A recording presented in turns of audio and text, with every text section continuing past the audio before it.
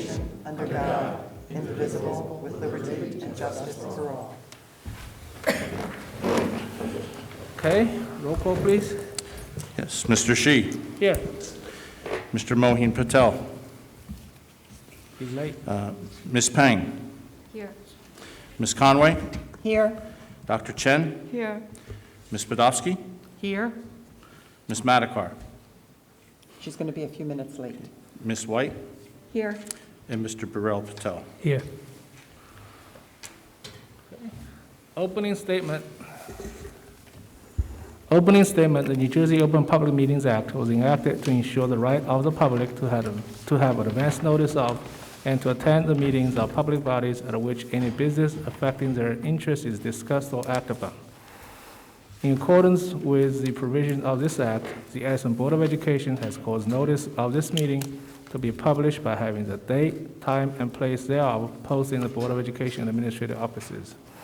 Copies of these notices were sent to the Home News Tribune and the Star Ledger on January 5th, 2021. The public may participate at regular meetings in accordance with the bylaws and the applicable state regulations. Okay, so we are going directly into administrative reports. Dr. Reagan. Sure. Thank you, Board President Chi. First, I'd just like to recognize all of our administrative assistants, school secretaries, central office secretaries. It was Administrative Assistance Day yesterday. And, those are some of the unsung heroes of the district for all the work that they do on behalf of all of us, myself included, with Mrs. Tymon's efforts. So kudos to them, and they had their day yesterday, and it's well-deserved. You'll find on the agenda a couple of resolutions. One is for National School Nurses Day on May 12th.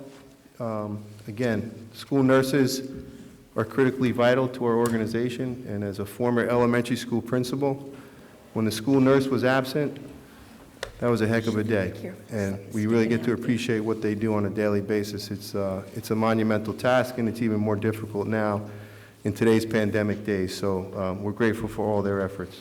And then, of course, on May 4th is Teacher Appreciation Day. The core of everything that we do here is related to education and learning, and our teachers we hold in the highest esteem and are so grateful for all of their efforts, everything that they've done on behalf of our children throughout this entire year, as well as since this pandemic began last March.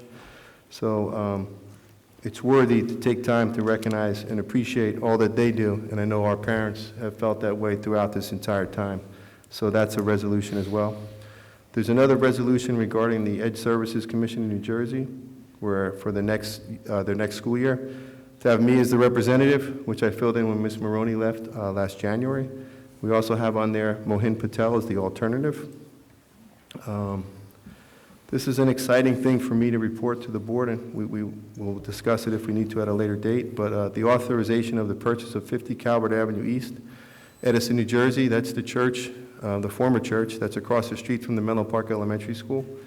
And we've been in negotiations with them since about October with the board, and we'd like to purchase that property and that facility to possibly use as ease our overcrowding issues. We haven't really determined exactly what that would look like, but the property and the facility and the proximity to the Menlo Park School will make that a very valuable asset for us that we could potentially use in the future to ease our overcrowding. And tonight's resolution takes us one step closer to that purchase.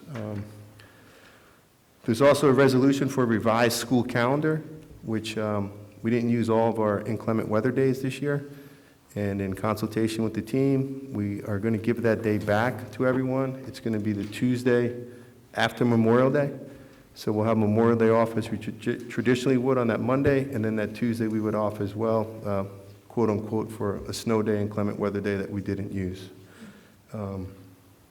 In curriculum and instruction, we have approval of science textbooks for elementary schools.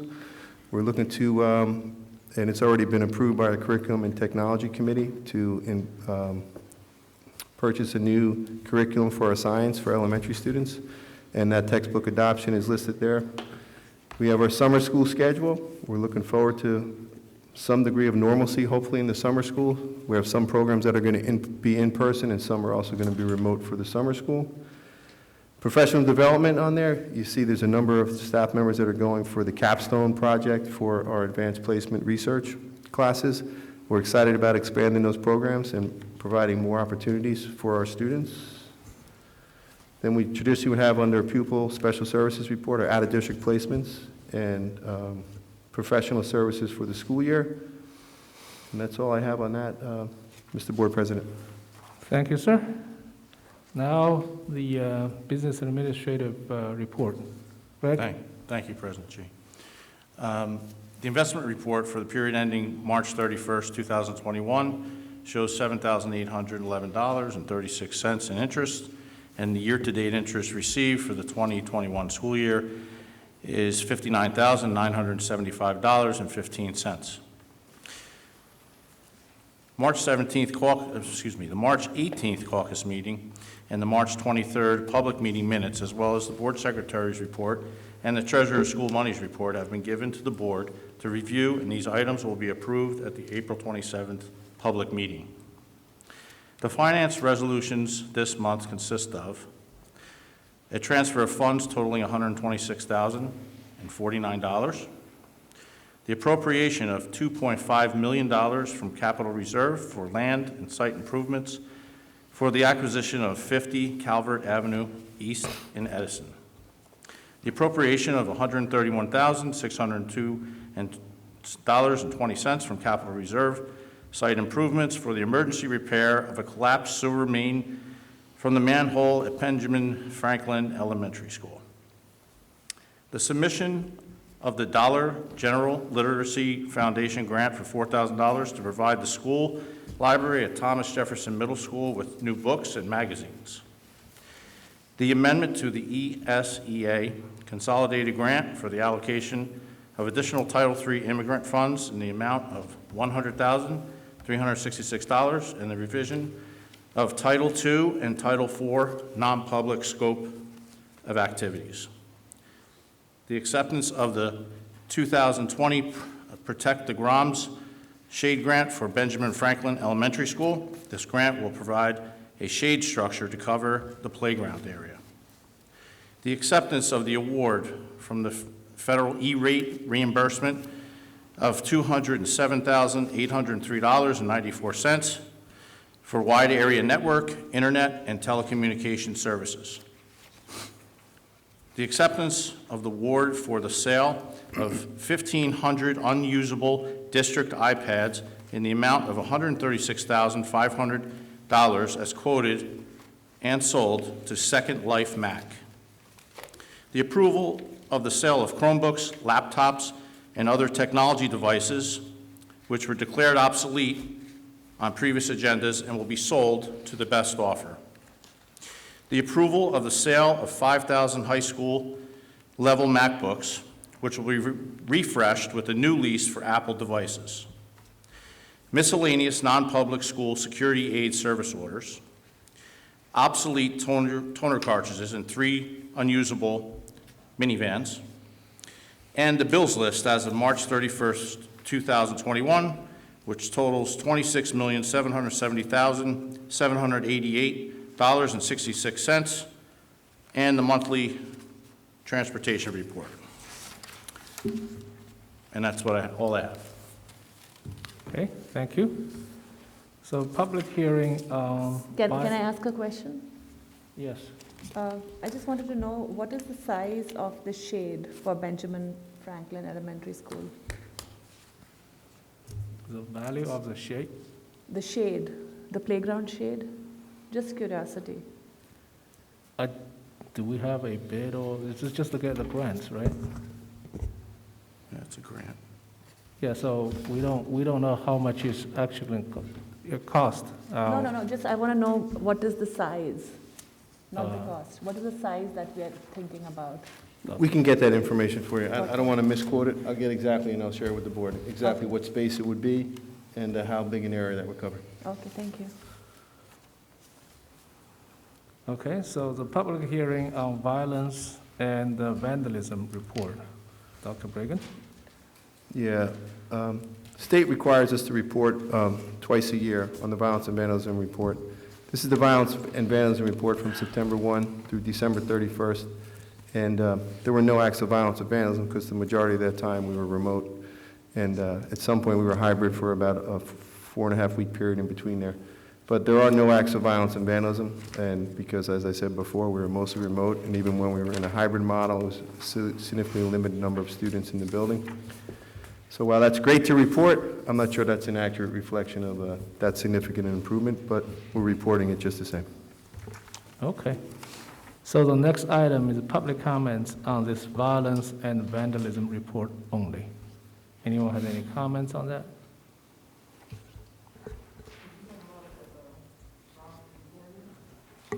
Violence and vandalism report only.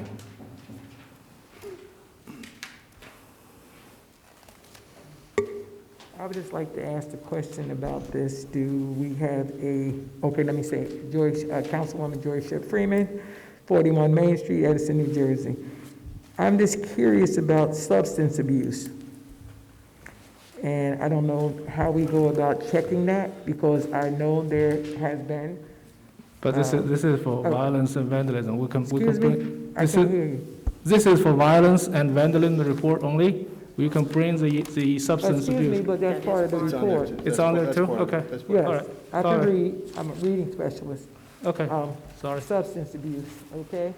I'm trying to figure that out because there are Here it is. problems with that, not just here in Edison, but throughout the place.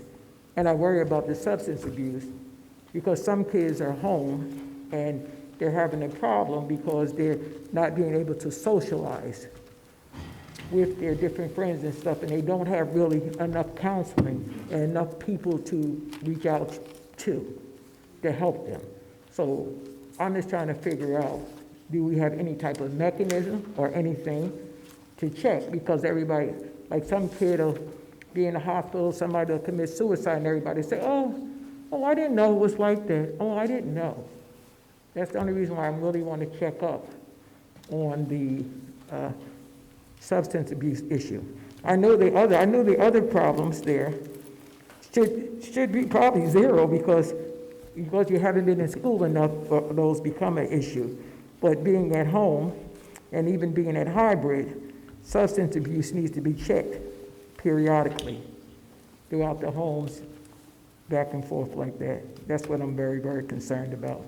And happy Earth Day. Okay. Okay, so is any information on that? You want to respond? Board President? Yes, I'll have Dr. Bragan respond to that. Sure.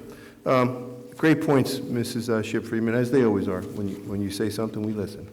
So regarding the substance abuse on the violence and vandalism report, that's only for acts of where students are either using, under the influence, or in possession of non-permitted substances in school. So obviously that would be zero because the majority of the time we weren't in school. But our teachers are very cognizant, and they've been trained, actually. We had some specific training for recognize some of those signs that you said while we were virtual in that environment, for signs of distress, for social emotional learning issues. And that's a significant issue right now, as you said. The isolation and the lack of interaction among students on a normal basis in a traditional school day is a concern. We have our PATH counselors. We work with Rutgers Community Health on that. And we actually added more counselors this year than we had in the past to address those issues. So we're cognizant of it. We're doing as best we can. But as you said, when students are at home in their rooms, sometimes all day, it's very hard. It's very hard to get the information to get the students to help. But they are getting help. There have been students that have been identified as at risk and having needs, and we've intervened, as many as a few this week. So it's unfortunate, it is an issue, and we're doing our best to deal with it and try to be proactive. Thank you very much. You're welcome. Any other thing about this violence vandalism? Okay, see none. So a board member. Okay.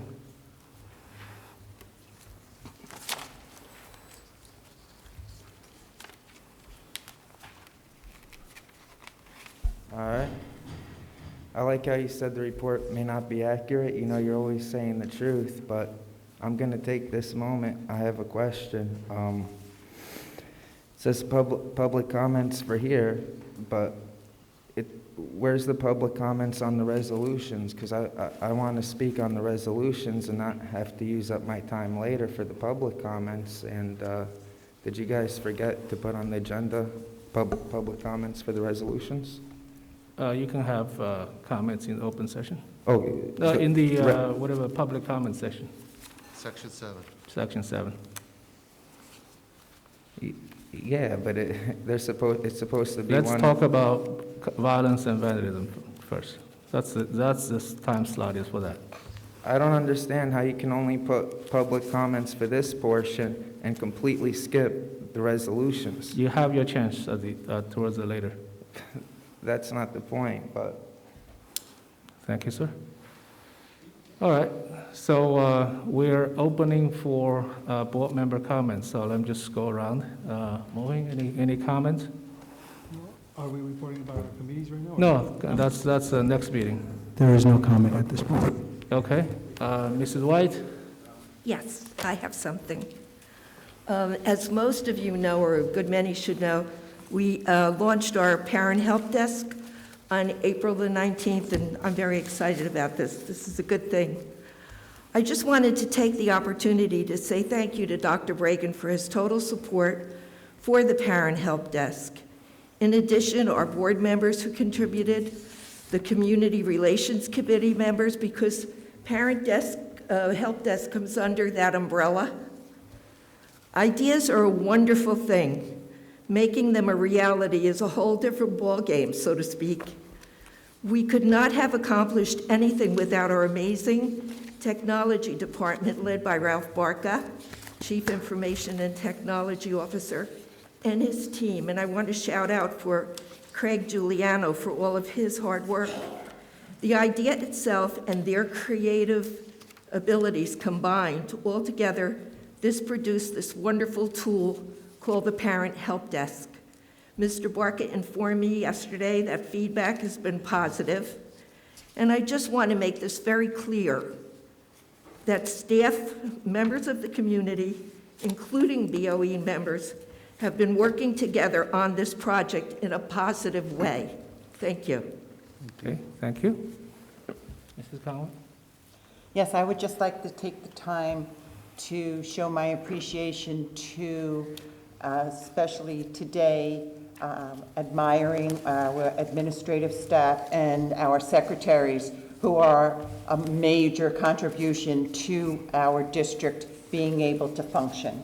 Without them, number one, you always say, without our secretaries and administration, the rest of us wouldn't be able to function. So I thank you and I appreciate each and every one of you. Next, we talk about our nurses and their contribution to our district. Our children would be left without our nurses' care day in and day out.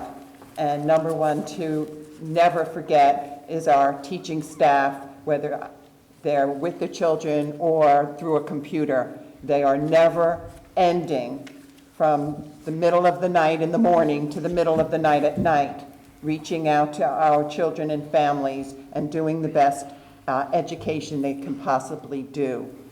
This year being so extraordinary, I cannot imagine, well, I try, but I cannot imagine the stress and the excellence that these people have come across for us. And I wanted to personally thank them from the bottom of my heart for everything they all do.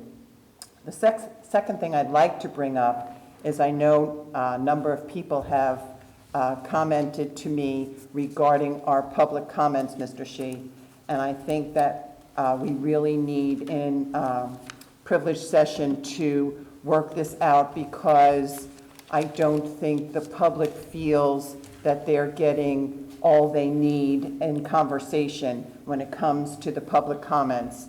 I know we've had a history of changing the rules as to how it works, and it should change depending on the topic that's being discussed, whether there's 20 people in the room like there are tonight, or at other times when it's allowed to have 100 or more people. So this is something that we need to discuss, and I wanted to bring it up that this is something that's ongoing.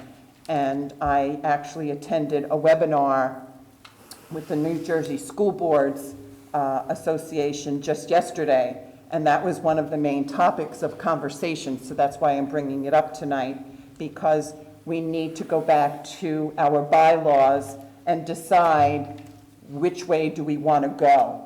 And until we actually sit as a total board, I know, Mr. Shi, as president, you set the agenda, but as a total board, we need to look at our bylaws and decide whether this is the way we should go or what would be best. And depending on the audience, what would work tonight. I don't want to be here till 2 or 3 o'clock in the morning, even though in past years as a private citizen, I have attended board meetings that late. But if it's a real hot topic, we need the public, if they're willing to come out and speak, we need to sit here and listen.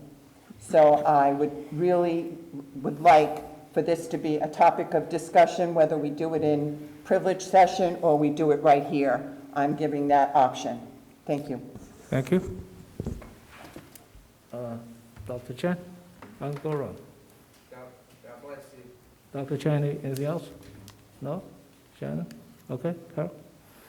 Okay, Mrs. Conway and I rode together, so she did kind of steal some of my thunder. But I wanted to mention that this is Administrative Professionals Week, AKA Secretaries Week. Yesterday was Administrative Professionals Day. It kind of went by unnoticed, like so many things have throughout this pandemic, mainly because so many of us are working or learning remotely from home and out of sight, out of mind. It's a different world right now, just as the world of schools is a different world than the one many of you live in. Over the years, the traditionally named school secretary has been a magician, a ringmaster, an interpreter, a repair person, a peacemaker, a problem solver, friend, fairy godmother, and often just known as Judy or Patty or Chris or Martha or Mary or Fran. But although we don't come face to face with our school administrative professionals a lot lately, they are still there making it all happen. Like the man behind the curtain in The Wizard of Oz. So to one and all of these amazing and life-saving people, thanks. So our other group we were recognizing is the school nurses. And my mother was a school nurse, and it isn't easy being the child of a school nurse, but it is very important to have that school nurse in your school. National School Nurse Day will be recognized on May 12th this year. We will pass a resolution tonight honoring our school nurses. But what do they really do? Our school nurses are another group of helpers we have not seen lately in our remote education land, but they have been there diligently working to keep us all safe and strong. Ironically, school nursing began in the United States on October 1st, 1902, when Lena Rogers, the first school nurse, was hired to reduce absenteeism by intervening with students and families regarding healthcare needs relating to communicable diseases. Like a pandemic? Like now? So what do they actually do? Well, right here in Edison during the month of March, with many students on remote learning, our nurses handled 186 new kindergarten enrollments, followed up on 186 immunization records.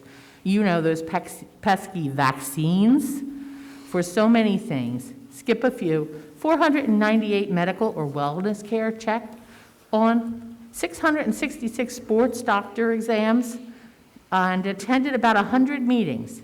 That is 4 examples out of 82 of the things they did this month on the list.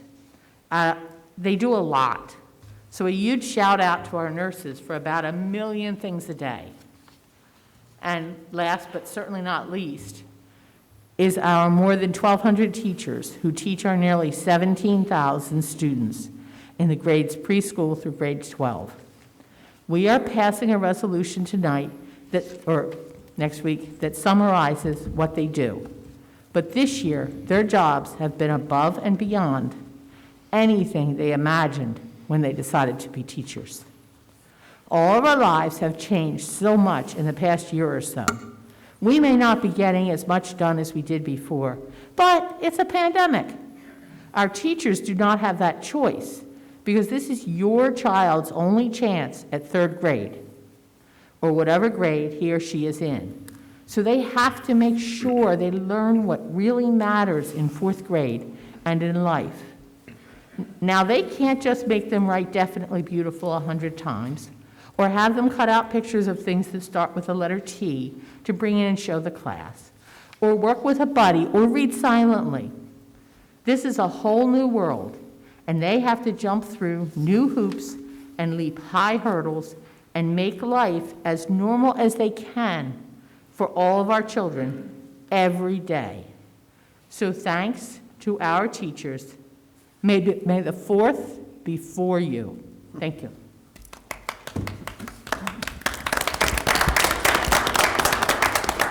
I hope the applause is for the teachers, the secretaries, and the nurses, because it's well-deserved. Thank you. Mrs. Baruka? Yeah, I have 3 things that I want to talk about. First, I would like to commend the administration and especially Ralph Rotc for launching the parent desk, help desk, and I hope that this will be something that the parents and students will utilize, and it will help them navigate through issues quickly and efficiently. Second, I want to echo what Mrs. Conway said about the public comments portion. I agree that, I completely agree with her. I think it's much more efficient to go back to the old method where people got answers as they asked questions. Because right now, even as a board member, it's hard for me to follow who asked which question, what answers they got. And also at the end, we are kind of repeating the question, so that's kind of taking more time. And also from the audience perspective, now the first speaker has to wait for the last speaker to speak before they can get the answer. So, they have to pretty much sit through the entire meeting, and we all know sometimes these meeting lasts very long. We want to encourage more people to come here. We don't want to be, discouraging them to come and speak. And finally, the next Community Relations Committee meeting will be on May 4th at 7 o'clock. It will be a Zoom meeting. Information should be going out to parents about a week before that. The information will also be on the website for everybody else to see who are not on the parent email list. If you have any questions, suggestions, We could actually discuss that later. meeting topics, excuse me? We could discuss that in our closed session next time. Excuse me, I am the chair of the Community Relations Committee, and I'm trying to make a statement That's here. fine, that's for PR purposes? This is not, I'm an independently elected board member. Can I please finish what I'm saying?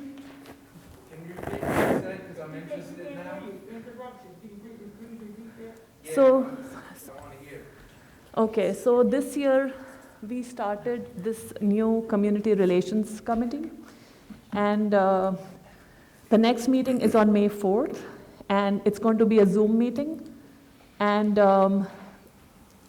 anybody who wants to has any questions, suggestions, please email me. You can email me on my official Board of Ed address, shivi.madhukar@edison.k12.nj.us. And I look forward, and the committee look forward. The committee has Virginia White, Elizabeth Conway, Carol Badowski, and myself. And we are trying to kind of, just engage with the public, trying to, get a thought process running about how we can, communicate better with the public and just, get ideas and solutions. That's all. Thank you. Thank you. Bureau? Hello, everyone. So there were some parents who reached out to me regarding the food services issue and the quality of the food. I had taken the concerns to our food services department, and they've been very helpful in addressing it right away. I have heard good things about the quality today, and the food services will continue to monitor the meals. As always, feel free to reach out to us. But that being said, on a good note, there is a wonderful news that USDA has announced free meals for every single child until the end of next school year, which is until June 2022. So, hopefully we can all, work together to improve our meals, and at the same time continue to provide these wonderful meals to all the children for the next 45 days and throughout the whole next year, right? Now, on Saturday, April 3rd, 2021, the Lena Harris Foundation hosted its second annual Lena Harris Foundation Award ceremony, and for J.P. Stevens and Edison High School students. It was so inspiring, Joe, to hear the stories from the mentors, the mentees, meet them, and the wonderful things that they did, and so many hours of volunteering work they did for the people. That's really incredible. The guest speakers were Jonathan Bush, the mayor of Metuchen, County Superintendent Kyle Anderson, Assemblyman Sturley Stanley, Mayor of East Brunswick Brad Cohen, former BOE member, which you all know, Beth Maroney, Ginny White, and myself. And thank you, Joe, very much. I will let you speak more during the public comments, but it was very good. So we sincerely, this is very sad, we mourn the passing away of Middlesex County freeholder, Mr. Kenneth Hamwood, who was a good friend and a mentor to so many people. Having served in Piscataway Board of Education at the age of 19, Kenneth Hamwood also chaired County's Business Innovation, Education and Opportunity Committee. He's no longer with us. It's very sad. Our heartfelt condolences to Kenny Hamwood's families, all his loved ones, and our deepest sympathies to all those who were close with him. And help desk, being said, Ginny, a wonderful job with the help desk. You presented it all, made it easier for me. But myself and Mrs. White, we sat with Ralph Barca for hours, and we went over different aspects of the help desk. And I want to thank Mr. Ralph Barca for being open to our suggestions and working so hard for us. And I'm very hopeful that it will be utilized by many parents, all the staff members and children. It's going to be very helpful, hoping for the best for the help desk. Looking at the analytics side of the help desk and the flow of different components and the integration of the help desk with the existing applications that are being used by children at all levels. It's indeed very promising. And Mr. Ralph Parker looked at many options throughout the entire last year and this year, and finally came up with Incident IQ, which is the tool that we use for the help desk, and it looks very promising. And even the security and everything, I took a little deeper dive into it. It's very well maintained. The servers are hosted internally, so that's good news, and we don't see any security issues at this point with that, and hoping for the best things out of them. So help them, help you. And thank you to Dr. Bragan, Mr. Ralph Parga, and Craig. Craig, you did an amazing job, and every single person in the technology department who helped with it. And echoing what other board members said about the teachers, staff members, and the students who are in person, wonderful job. Everyone who is doing such a great job going to school every single day. My well wishes and prayers for every single person who go in person. Hope everyone stays safe and have a wonderful and healthy marking period 4. Thank you. Okay. Dr. Bragan, you want to make some, yeah, that's one of the questions for me too, about the lunch program, the portion, the quality. I know you've been working with the vendor, and if you can provide some update, that'd be fantastic. Yeah, there were some concerns, and I thank the board members, specifically Bira Patel, Elizabeth Conway, and I think Shivi Madagor, who expressed concerns that parents had given to you regarding the quality of some of the food that was served this week. I would echo that it didn't meet up to our professional standards. There were some concerns about the quality of the food, the portion of the food, as well as the logistics of the distribution, that we are meeting with the food service provider, ASAP, and look to take that into account and get it fixed. You know, we want to provide our students the best food we can in the safest manner we can, in the most efficient manner we can. And when I get in front of the board and at these meetings, I tell the truth. It wasn't up to our professional standard, and we're going to work on it. And you have my commitment on that, and the food vendors' commitment. And if they don't, we're going to hold them accountable as well. So thank you for bringing that to our attention. It doesn't meet our professional expectations, and we're working on it. So thank you. Dr. Bragan, you want to talk about that, the Red Cross certificates? Oh, yeah, thank you so much. I forgot. There were some concerns that some parents had expressed to some board members as well as to our administration, that the students took the course to get the CPR certifications, and they didn't get the CPR certification. And the reason for that was that in order to get the certification, and this is from the Red Cross, it's not from our district or our curriculum, they have to perform the CPR function in person. You know, when I did it, it was on Recessa Annie. I don't know what Recessa's name is now, but you can't do that virtually and get the certification. So we will work with them and try to get that. Anyone that took the course, passed the course, and didn't get their certification, we'll do what we can to help them facilitate that. And I would direct them to send their questions to each of the schools, or they could send them to me directly. Thank you, I forgot. Thanks. And Mr. the school has sent the required documentation that we were supposed to send, right? I'm sorry, I didn't hear that.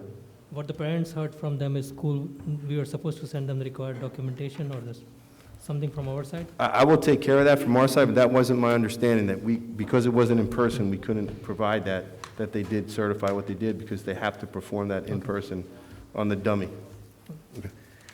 I have a question for the lawyer. Yeah. Is discussion on committees a closed session item or an open session item? Because I don't see it in the privileged session agenda. You can add it on. I mean, I want to know from the lawyer, is it a closed session item or an open session item? Yeah. So, we're talking about the discussion that just ensued a few minutes ago? I'm talking about, my question is, talking about a board committee, is it a closed session discussion or an open session discussion? Well, if it's a committee report, that's an open session discussion. If you're talking about it during the board member's time to speak, you can raise issues regarding committees. Depends, some issues may be privileged, some issues may not be. Just depends on what the issue is. It's not a unilateral answer. I mean, there is a law, right? I mean, you know that what topics come under privilege and what topics come under open. Yes, there is the Open Public Meetings Act that discusses whether or not things are privileged or whether or not things are in open session or executive session. But I can't answer your question as to whether or not a discussion about a committee is open session or closed session item without knowing what the specific topic is. Just the concept of talking about a committee, that's not necessarily a closed session item. It Because depends you on know, what So for the... example, let me give you an example. Talking about curriculum, it always has to be an open session item, Correct. right? Correct. So you can't say that, there's a topic of curriculum and I'll tell you later on, depending on what you discuss, because it's always open session. Personnel is always closed session. So I Right. just want to get some, there are certain topics, right? But you asked about a committee in general. No, I just asked about board committees. Is it an open session item or a closed session? Correct. item? Well, that's what I'm answering your question, because some board committees, like the Personnel Committee or the Bylaws Committee, those discussions would be for closed session. But if it's the committee regarding facilities, that would be open session. Thank you. Anything else? Okay. So, Dr. Bragan, since you were on the mic, so just a question. Can you please? There's a question raised. It's a fourth marking period. We just started. It's a typical grouping procedure placement season. So some other parents were concerned about the grouping procedures that's published on the website. It's not consistent as to what was communicated. So can I have Mrs. Polakowski and the CTC committee and take a look at what's published and just make sure that what's published is accurate? Yeah, So- 100%. I yeah. think there was a concern regarding an A- or an A. Yes, something like that, yeah. Placement decision. I will review that with our two chief academic officers, and we'll make sure that's consistent with what the Curriculum Technology Committee, I think, came to an agreement on. Okay, thank you. Okay, and I'll report back. Thank you. Yeah, if we can get something next meeting, that'd be great. Okay? Just a couple items on my side. You guys all done? I just want to say congratulations to 4 students who are winners of National Merit Scholarship. They are the finalists.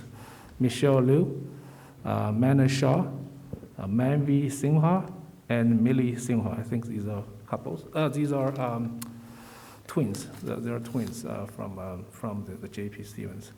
And also a good news about Justin Yun.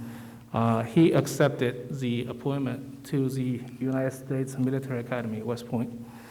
And it's a great achievement, and I'm glad to see that we have another student go to West Point. Last year, we have a student from Edison High going to West Point. And if I remember, in the past probably 6-7 years, we have 4 additional students from JP went to West Point. And if not mistaken, 2 years ago, we have another student who went to the Naval Academy. I just want to, encourage the parents that, you're looking at Ivy League colleges and stuff like that, but consider these federal military schools. There are 5 military academies funded by the federal government: the West Point, the Army, Naval Academy, Air Force, Coast Guard Academy, and the Marine Merchant. Coast Guard Academy, you don't even need congressional nominations. And 4 of the academies are within driving distance, except the Air Force. Naval Academy is probably 3 hours. The others are probably within a couple-hour driving distance. The opportunity these academies presented to the students who graduate from there is none of the other colleges can compete. If you, I can say this, right? They're probably 10 times better than some of your Ivy League schools. So encourage your kids to look into that. I am glad to see that we have another student from Edison's going there. And just want to report that some of the parents were talking about cricket field. We have confirmed that we have rolled all the cricket fields. They're ready to play this weekend. All the fields have been rolled. All right. The other thing is about the curriculum. I'm so glad that we are approving the science books for the elementary school. In the past several years, that has been lacking, and it's great we're picking this one up. I'm so glad that we're going to have this approval. And the other thing is for the summer school. I just have some of the parents were concerned about the kids. They're like a little bit behind due to the online. Mm-hmm.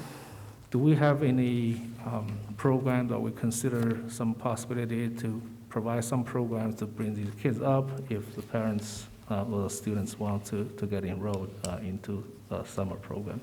Yes, we are considering that, and some of the secondary CARES grant monies that we got is dedicated to that learning loss, as well as the social and emotional learning that Mr. Shipp-Friedman spoke about. Yeah. So we will be providing those opportunities. Okay.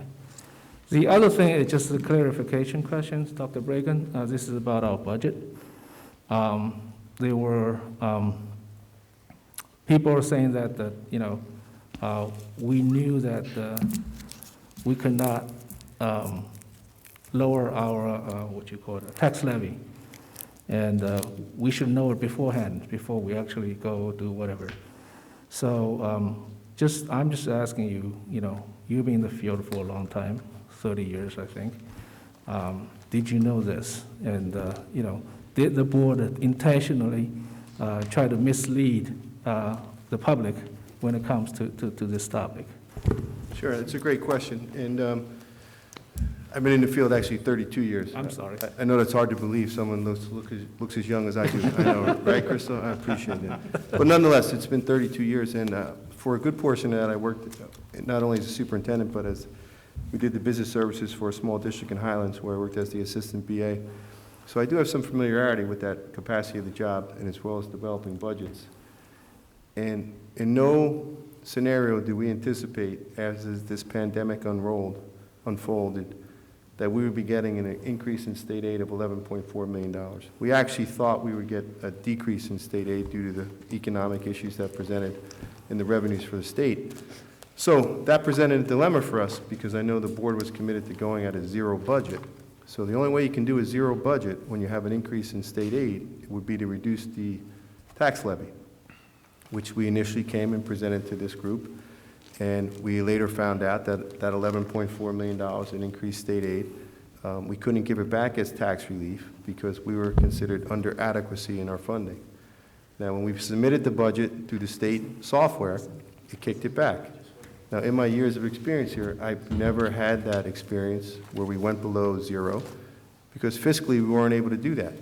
And we wouldn't be able to do it in Edison either if we didn't get that increase in state aid. So when we put the software in, the day after the meeting, we had the caucus meeting, There was a red flag that came up as an error, and Mr. Brennan could attest to that. It was in his office when we did that. We then called the executive county superintendent, who supervises all 25 districts in this county, and he didn't have the answer for us. And he's been doing this a long time, and he oversees every county, because that hasn't happened before. So he didn't have that knowledge base either, that it was not permitted. He then contacted people at the State Department of Ed, who cited 2 regulations that said if you're under adequacy, which means according to the state funding formulas, the S2 funding formulas, which considers us under adequacy, which means the state isn't contributing their fair portion on what they should according to the funding formula, that the local burden on the taxpayer is higher than it should be, that you can't go below the previous years or below adequacy. So we then contacted our attorney to look into this. I actually contacted some other people that I know in the field, and it took a while to get the legal decision and the reason why we couldn't do it. So I would say no, Mr. Sheet. It's not fair to say that we knew that ahead of time. It's not fair to say that you, myself, or any board member should have known that, because it was an anomaly that hasn't happened in my career or in the people with which I worked. So to make that assertion, I would say, is not an accurate reflection of what transpired, and that's my position on that. Thank you. And the other thing is about this tax bill. In this budget, the tax bill is going to increase $107. So can you explain that to the public, that you know, what that is? And we'll have the budget hearing Yes. on the next meeting, and we'll have the visuals to go along with that. But the budget tax levy, it's a 0 tax levy increase, even though the budget is not 0 because of the 11.4. But the school budget goes from July 1 to June 30th, where the calendar year and the tax year goes from January 1, to December 31st. So each budget is half a tax base year for the township. And that confuses people sometimes. So that increase is reflected of the budget for this year and the second half of the year and the tax levy. So the tax levy in this budget is presented at 0. So there is no tax levy increase from this budget as it is presented. Thank you. Excuse me, excuse me, excuse me, excuse me, excuse me, please. All right, so any other board member comments?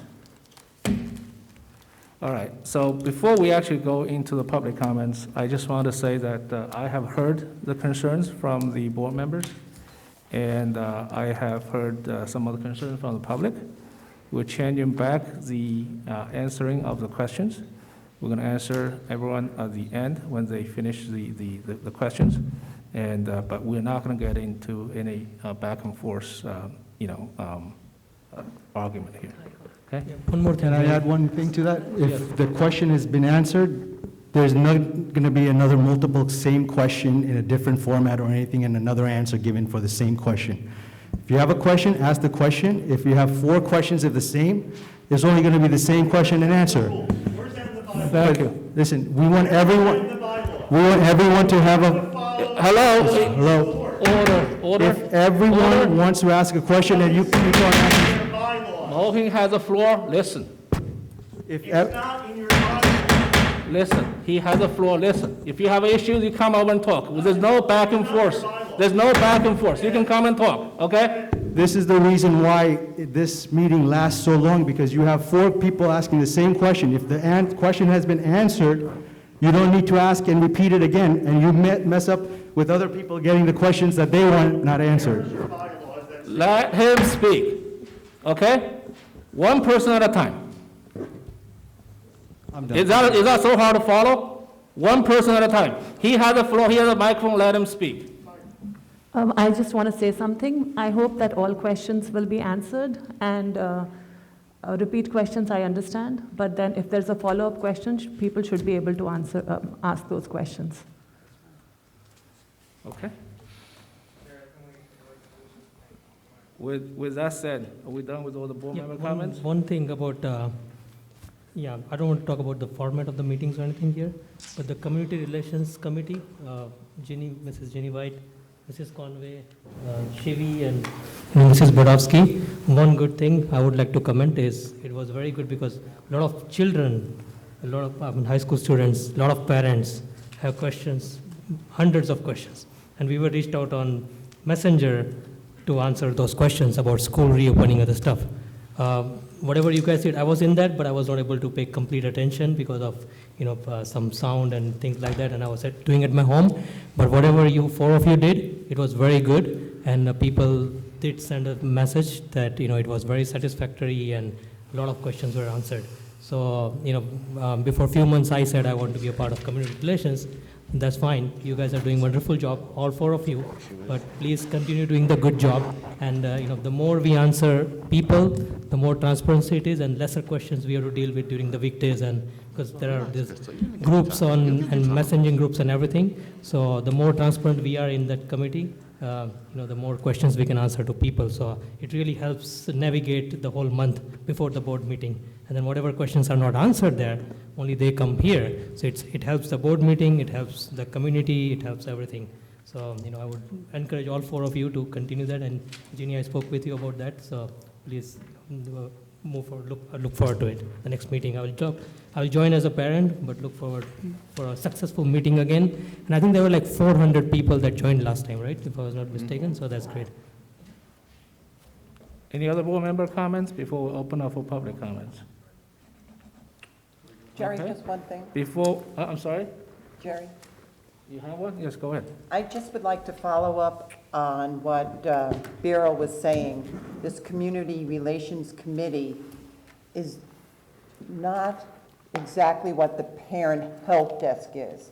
The function of the committee is for the board committee to be able to relate to the community in general. Should anyone have an opinion, if anyone has a generalized question, not necessarily coming to our committee to say there's something wrong with their son's computer. That would be taken care of through the help desk, whether it be a problem with transportation or with technology or any kind of school function. The Community Relations Committee, we're trying to reach out to the community to exchange ideas and explain more or less things going on within our school district with the aid of Dr. Bregan. So I want everyone to know, Shivi announced that the next meeting will be May 4th. So anyone interested, look on the website and you'll be able to connect to it. And hopefully from after that first meeting, we'll bring up different topics that will just be there for discussion that we can relate to the community. This is our chance to reach out, and this is the community's chance to reach out to our community. Thank you, Jerry. Okay, anybody else? Board members.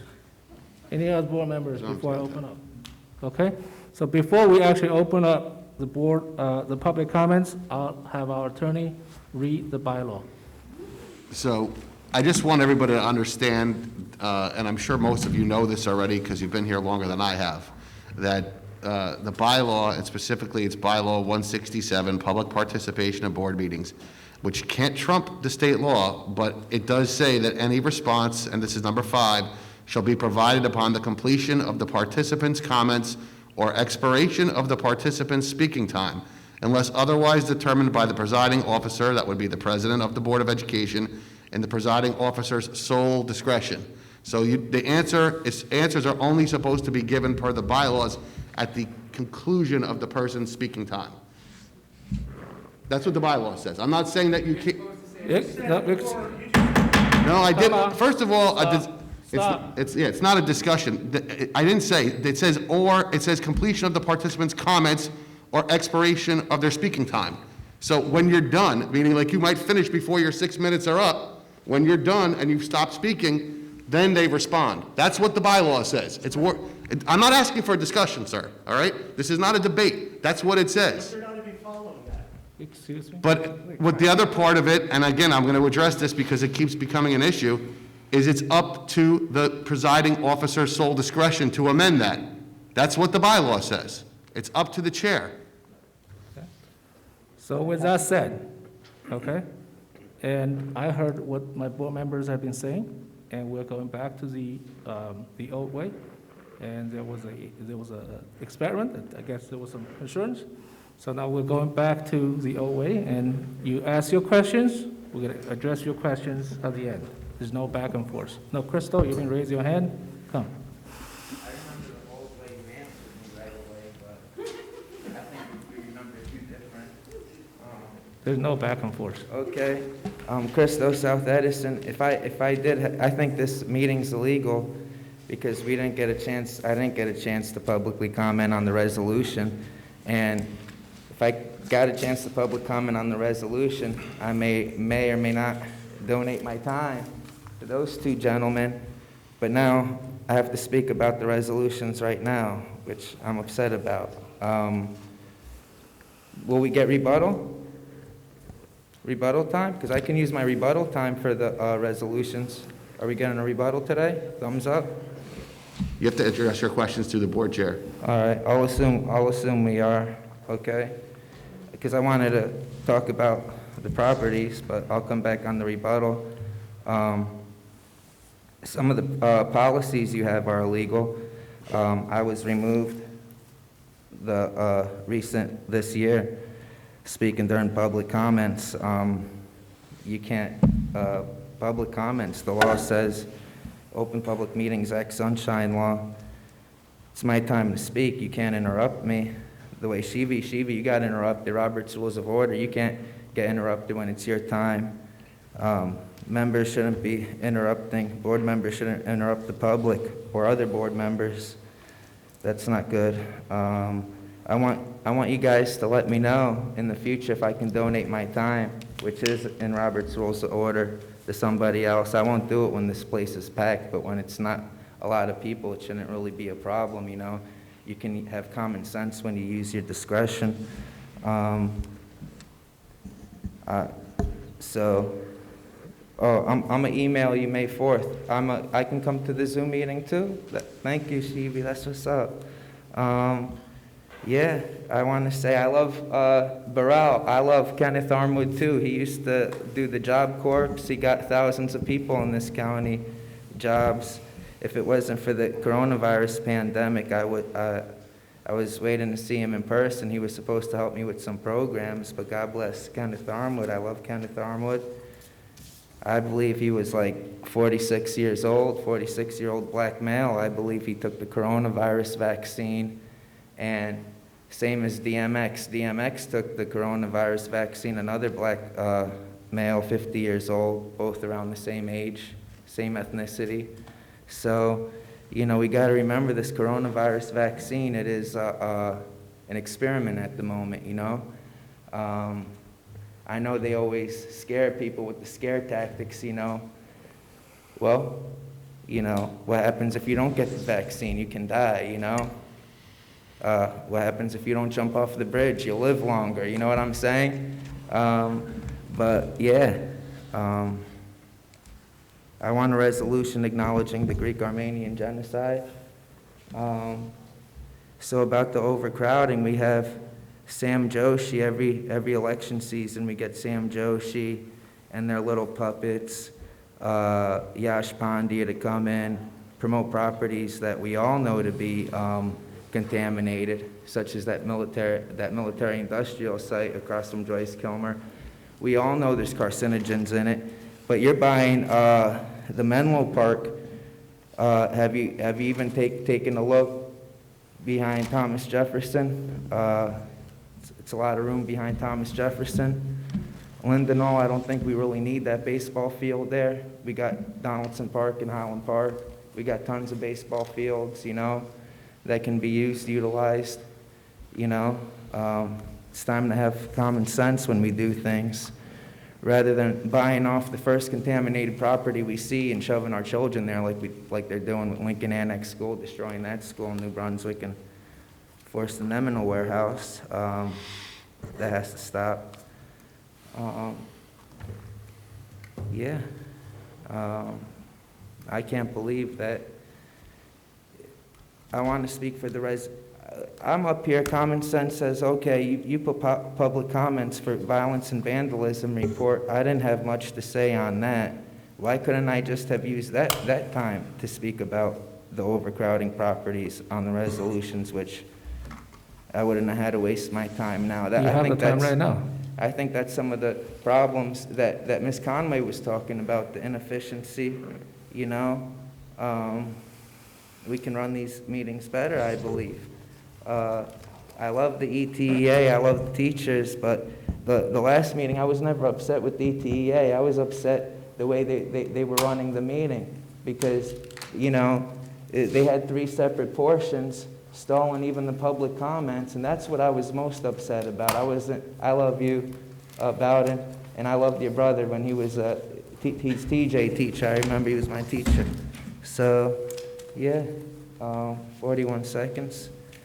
So the whole world's starting to acknowledge the Greek and Armenian genocide with the Edison Board of Education. I'd like to acknowledge this as well. Would Jerry Shi like to be a leader and not be 10 steps behind? Let's be 10 steps ahead. And I wrote a nice speech today that I was going to use for public comments, but because you screwed this whole thing up today with this illegal meeting, I can't even, you know? That's why I'm pissed, Jerry. You said that to me. I'm just saying, I'm a Give little... it to me. I love you, but I'm upset, you know? Give that to me. What, the speech? Yeah. No, I'm not going to waste people's time now. No, and- give it to me afterwards. But I'm going to come up later, and I'm going to donate my time, because Robert's You Rules of can't Order you can't allows me donate to. time. Yes, you can. No. Yes, you can. Yes, you can. And I'm gonna- He's the presiding, you're the presiding officer, you can No. decide what you want to do. No. If you haven't done it in the past, I No, don't we have recommend not starting done it it in now. the past. No. Be careful, I may file a lawsuit. Go ahead. So, you know, about the land, we are not, the property that we are purchasing, we don't, not as I know of, that we have, it's contamination and whatever. But the property you did mention, yes, we actually had run a report before, probably, when was this? Probably 5, 6 years ago. There were some issues, so that land that was given to the board did not go ahead and with that land is because we ran a report, there were some issues, so. She wants to give it to us again. All right, so, yes. He wants to build a school. Okay. Maria.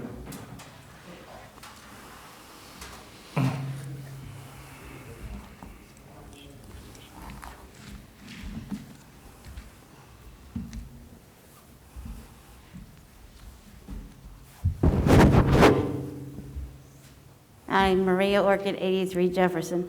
First, I'd like to say to everybody, Happy Earth Day. Happy Earth Day.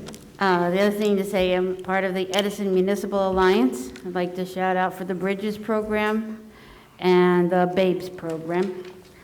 The other day, I was privileged to attend Successful Recovery from Addiction that was given by St. Peter's and Healthy Middlesex. And just to let everybody know, there are programs out there for the youth of Edison, and there are more or higher cases as a result of the lockdowns. But there are programs that other people can reach out to. I'd like to know, how's esports going? That presentation from the last time. And one more thing. I have a question, hold on, sorry. Do you have any plans to use and support electric buses? Because today is Earth Day, we wanted to know if there's anything in the works, and as well as the green programs for the schools, like updating the schools. Thank you. Okay. You want to answer the esports? Yeah. On the esports question, Maria, the person who did the presentation is putting together proposals that we're going to share with the Finance and Facilities Committee meeting, hopefully sooner than later. I think we have another Finance and Facility Committee meeting scheduled for May 3rd, that hopefully have some proposals there that we'll share with the committee, and if it meets with their approval, we'll bring to the full board. Regarding the electric buses, I think that's a great idea. The buses we own now are not electric, they're diesel. We own 26 buses, don't hold me to that, I could be wrong. We have 26 that are operating, I believe. Yeah, We may own 40 more. buses.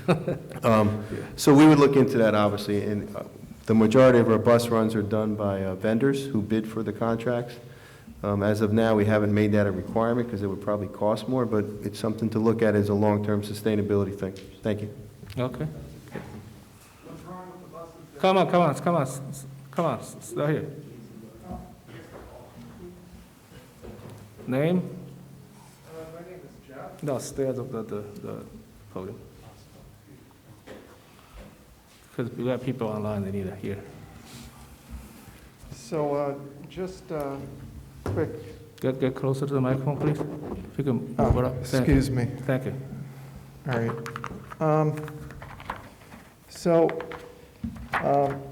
Sorry, I have trouble talking with the mask.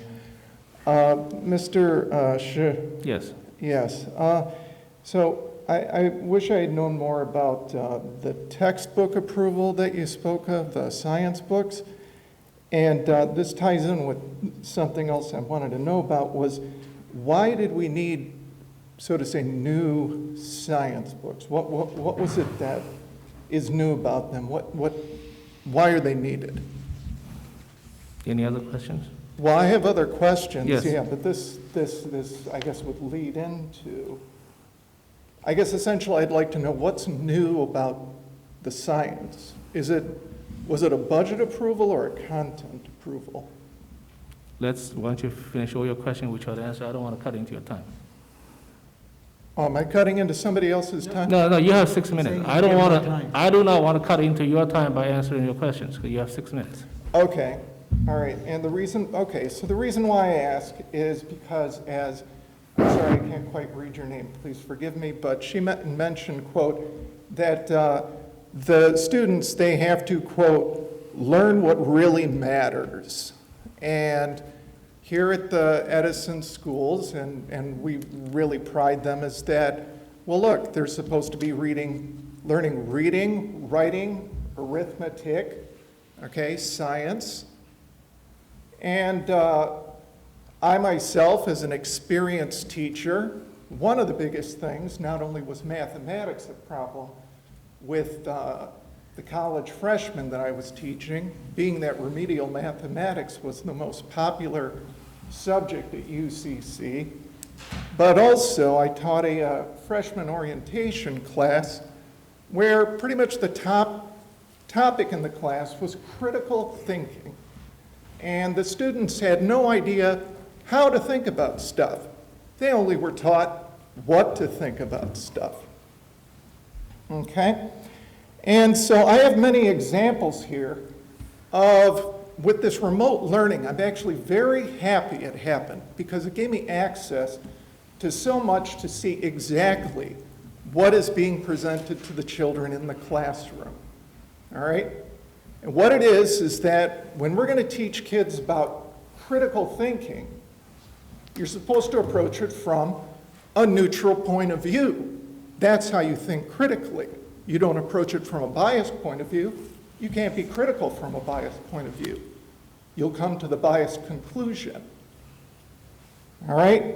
Our teachers, they're not choosing neutral topics. They're actually giving the students charged topics. All right? In these classes, there should by no means be any kind of politics involved. When I was teaching at UCC, that was directly stated in my conditions for employment. If I had politicized the classroom, I would lose my job. Now, I have many examples here, and it's especially in the reading and the writing classes. The students are being given charged topics. How do we know they're charged? Because we can look on the TV and see people marching in the streets with signs, screaming and yelling about it. Things like racial iniquity, climate change, or the riot at the Capitol. How is it that a science class of 6th grade is having the students have a group discussion on January 7th about the incident that happened the day before at the Capitol? Where's the science topic? At the same way, the children read a book called Tangerine, okay? It's about kid, I don't know exactly the book because I haven't read it, but I looked at the assignments. All right, nowhere in this book does it have any mention about racism or some kind of problem about school funding. Yet the teacher makes sure to create a topic of racial inequity, suggesting that the school in the book, because of their sloppy uniforms and smelling textbooks, gets less school funding. And, well, what do you know? Their names happen to sound more Mexican, so it must be a minority school.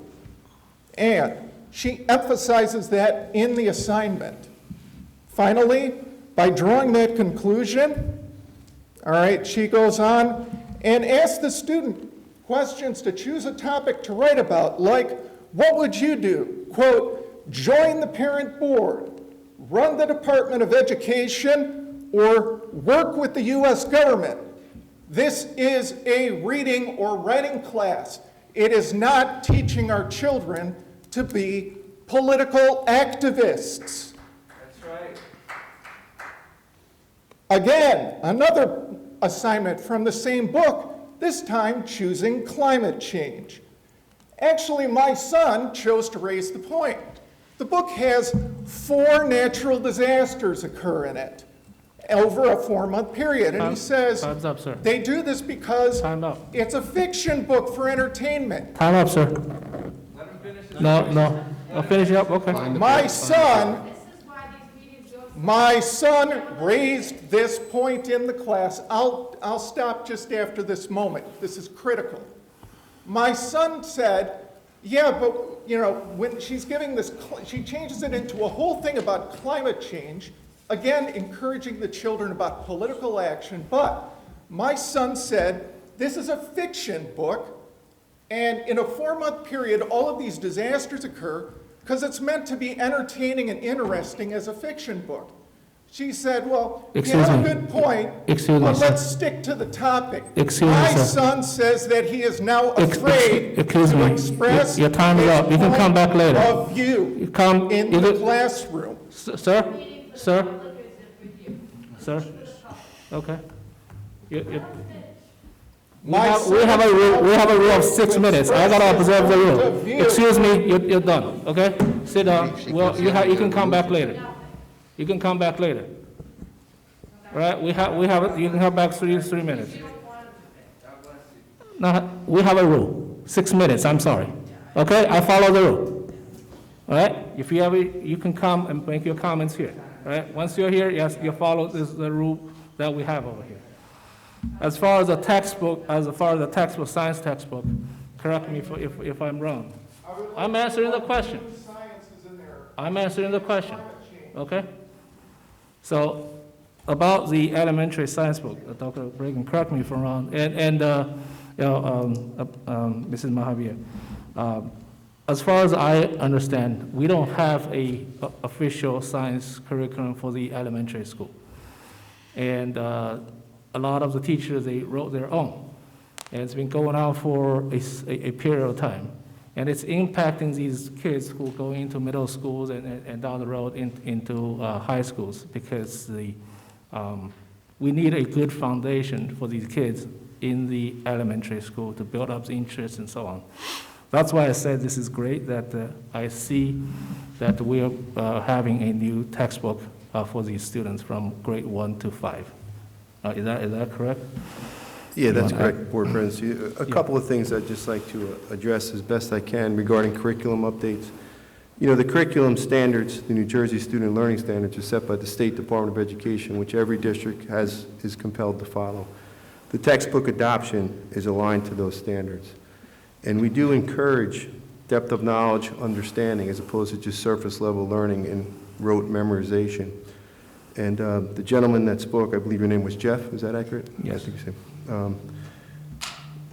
I know this science program, as well as many of the programs we're initiating, especially at the elementary level, we try to have them as inquiry-based, where students don't just get information and regurgitate it back, but are able to work with it, develop it, and use more of a constructivist view of information, where they make it their own so they have a greater depth of understanding. They're not given Excuse me. No back and forth. Let Dr. Bregan speak. So, the perspective on teaching in the classroom, we are trying to teach children to be critical thinkers and use the content to do that. And if there's a particular incident or issue that occurred within any parent's classroom, the first place to address that is with the teacher.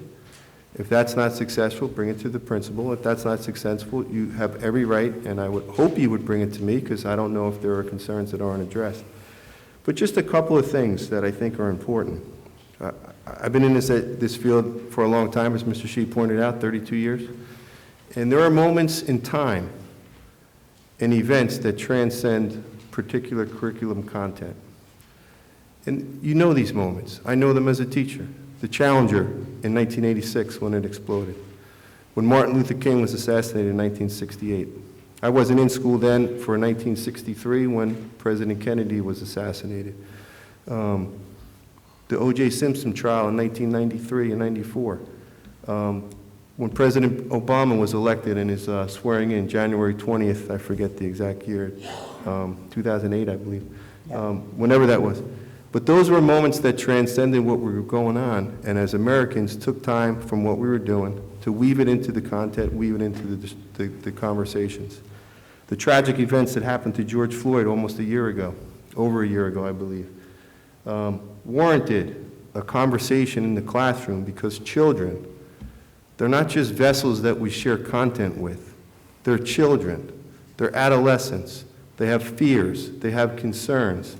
And in an environment where they feel safe, where they can discuss things from an educated professional and share those thoughts in an appropriate manner, that's okay.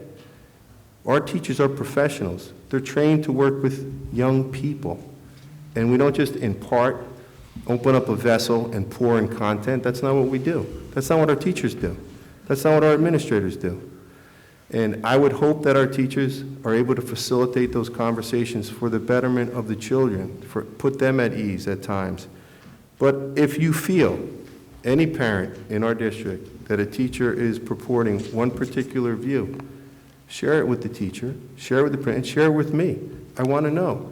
Because the Socratic method is what it is. We question and question and question until we get to the core of what we want to know, or what we want our children to know. And there's no better way to have that discussion civilly, and we model it for our children. If we're on this side of the spectrum politically, or we're on this side, we present issues on both sides, and the children come to their own conclusions. That's education. Just one other thing, Jeff, and it's not a back and forth, but I believe UCC is Union County College. I don't know if that is. I don't want to speak for that. But when you're working with 18-year-olds, it's different than when you're working with 6-year-olds, and there's different parameters and expectations. Again, I want to emphasize, if there's a concern with children, your children, as a parent, contact your teacher. If that doesn't meet with your satisfaction, contact the principal. If that doesn't meet with your satisfaction, contact me. I'm here every day. I'll give you my cell number if you want to give me a call. We'll take care of it. Thank you. Thank you. All right, Tony.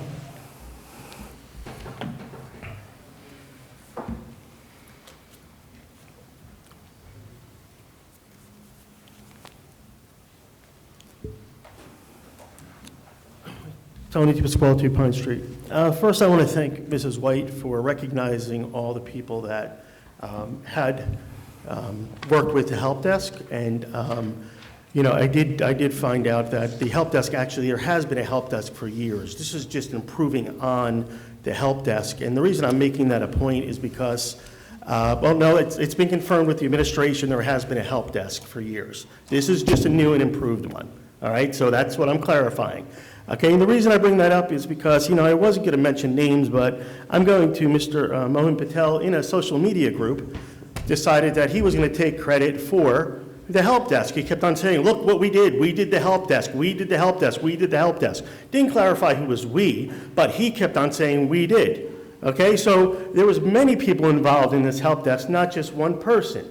And you just want to take the attention and you want to just say you did it, okay? So number one, okay, the 3 that were on their campaign trail, okay? Help desk.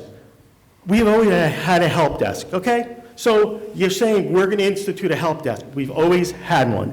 Number two, you put 0% on your flyers. You campaign on that, okay? Not my problem if you don't know if it's possible or not, if whatever the law says. Okay, not my problem. You said to the residents 0%. It didn't happen. It doesn't matter what the law says. It's what you guys said. Okay, you need to be held accountable for what you say to the residents. Okay, so whatever you say, okay, should be truthful.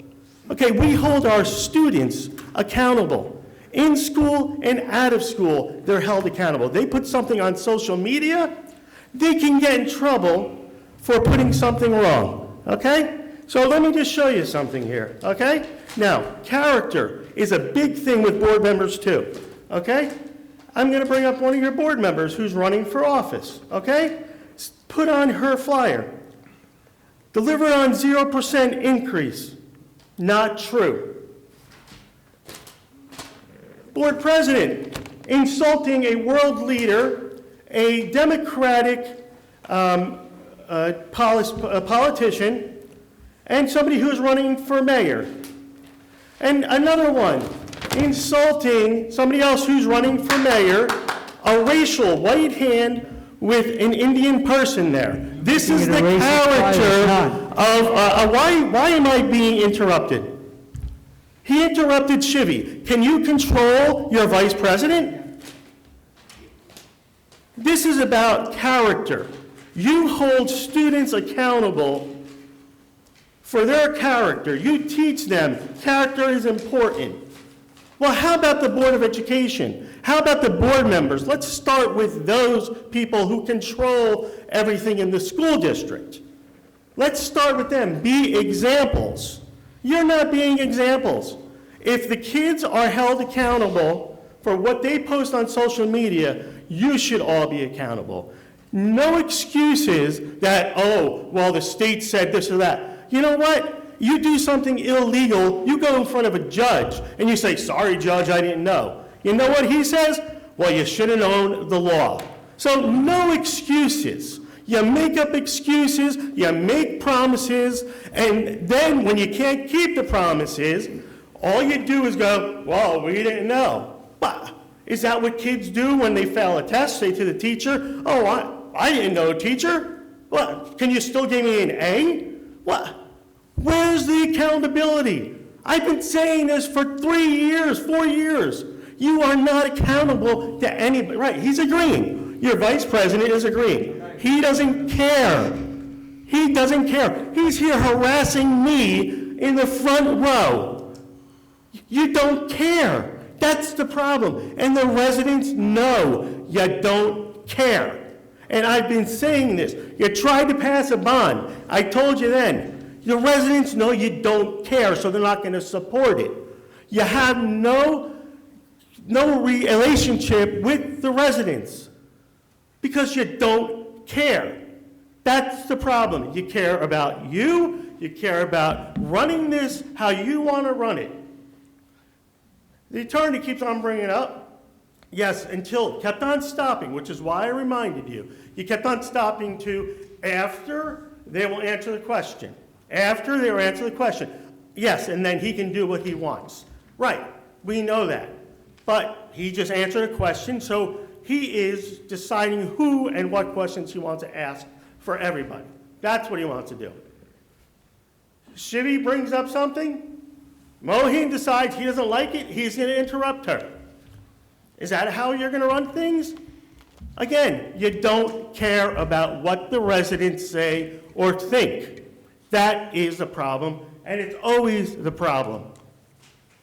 So obviously, I'm not going to ask any questions because you're not going to answer any of my questions because you don't care to answer my questions. So my suggestion would be is that you guys should be an example to the kids and be truthful to the residents. Follow through on even your campaign promises. Try doing that. Thank you. Thank you. Just one correction, Tony. I don't care about you. I care about everybody else. Thank you. Thank you. So we know the truth, that's good. So, as far as the budget, Dr. Bragan already said, unless you change the law, okay? Nobody was expecting we can get extra state aid, okay? Every dollar of the state aid, we did not use into operations. All the money, we put it into capital. Not my problem.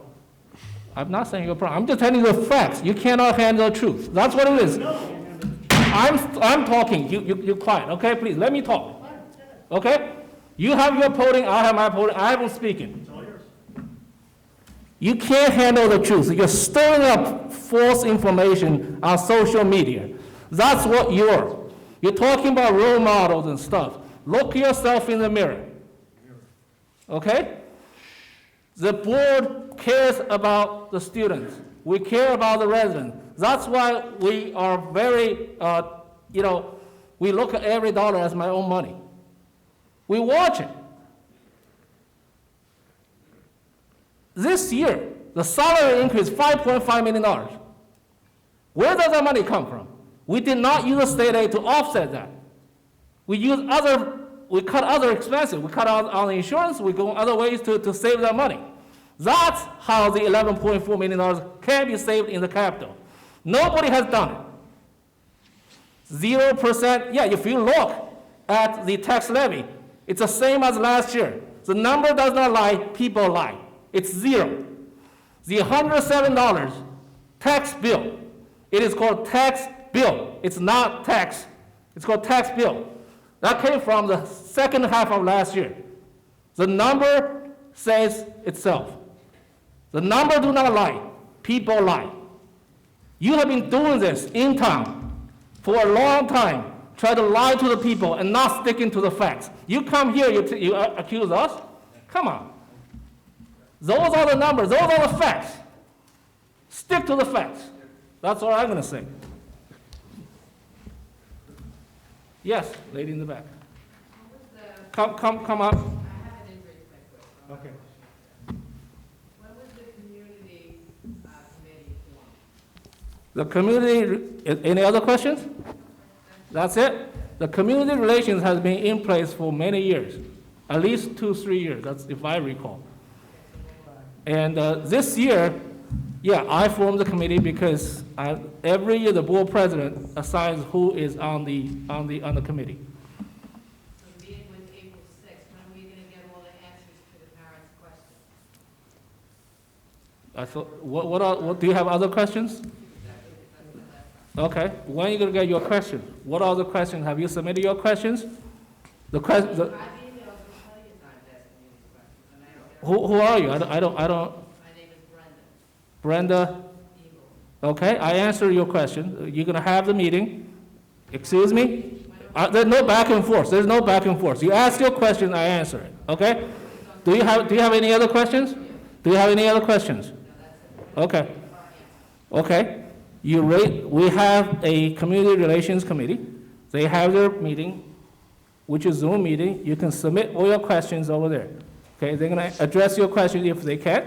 If they cannot address it, they'll take it offline. They'll get back to you. That's what the committee is for. Okay? Anybody else? Yes. Brian.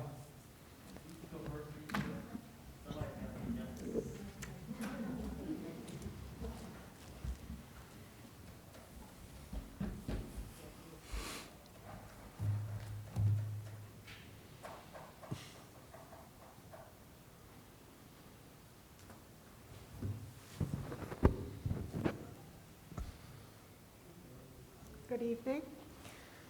So first of all, I'd like to thank the, Name? Lee Sue. I live in Edison. So first of all, I'd like to, thank the district's efforts to ensure a safe return to school.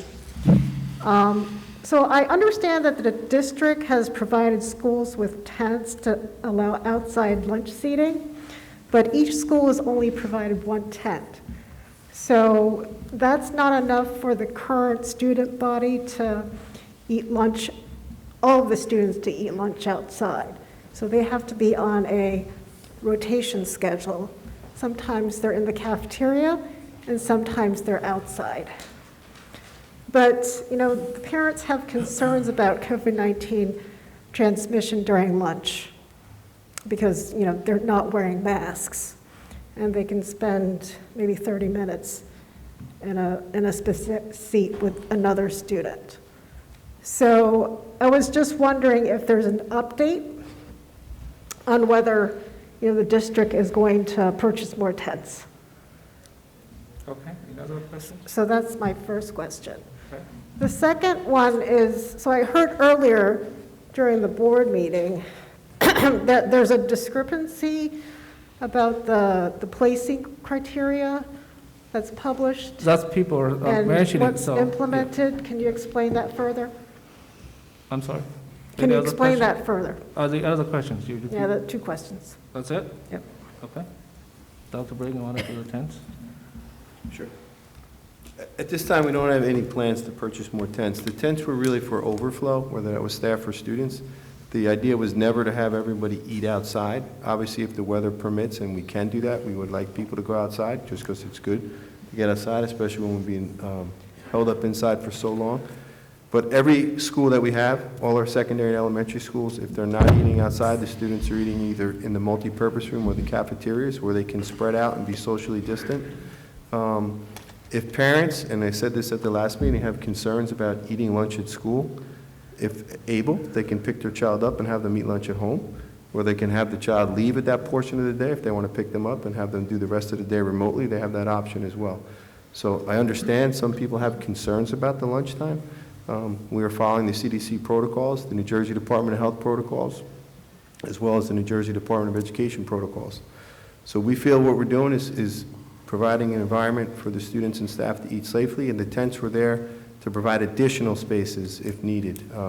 We don't anticipate purchasing anymore or renting anymore. Can I So, just add? yeah. Can I just add Is there something is to there a that? budget issue No. with not No. purchasing the tents? There's no back and forth Okay. with that, okay? So as far as the placement criteria, I heard complaints from parents that there might be. So that's why the thing is ask our superintendent and our chief of academic officers to look into it. If there is, they're gonna make the changes. If not, then that's it. So that's the answer. Thank you. Board President, can I add on to? So I didn't hear very clearly. Could you repeat your last? There might be discrepancies. Yes. So that's why I asked the superintendent and the curriculum committee and the chief academic officer to work together to find out if it is true. If it is true, they're going to make the change. Otherwise, that's the way it is. Thank you. Board President, can I add on to? Yes. her? So in regards to your first question, in regards to the extra tents, I want to actually congratulate and thank Ms. Blevins from Woodrow Wilson. They had a brilliant idea where they had picnic for the kids on the outside. So you had so much more space. They were spaced out much more, and they were actually having lunch outside as a picnic type of environment for each individual student. So wherever we have space enough available, I would suggest that maybe if we could do and implement some more of that, that would be so awesome, and it would actually, you won't even require tents for that too, when it's a beautiful day outside like it was today, this afternoon. All right. So next, yes, John. Yes, yeah. Oh, Brian? Okay. Yeah. Doesn't matter. You guys are going to come anyway.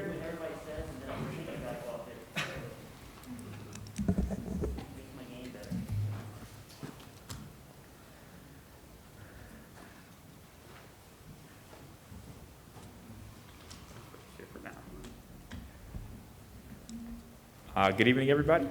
My name is Joseph Johnson, 407 Durham Avenue.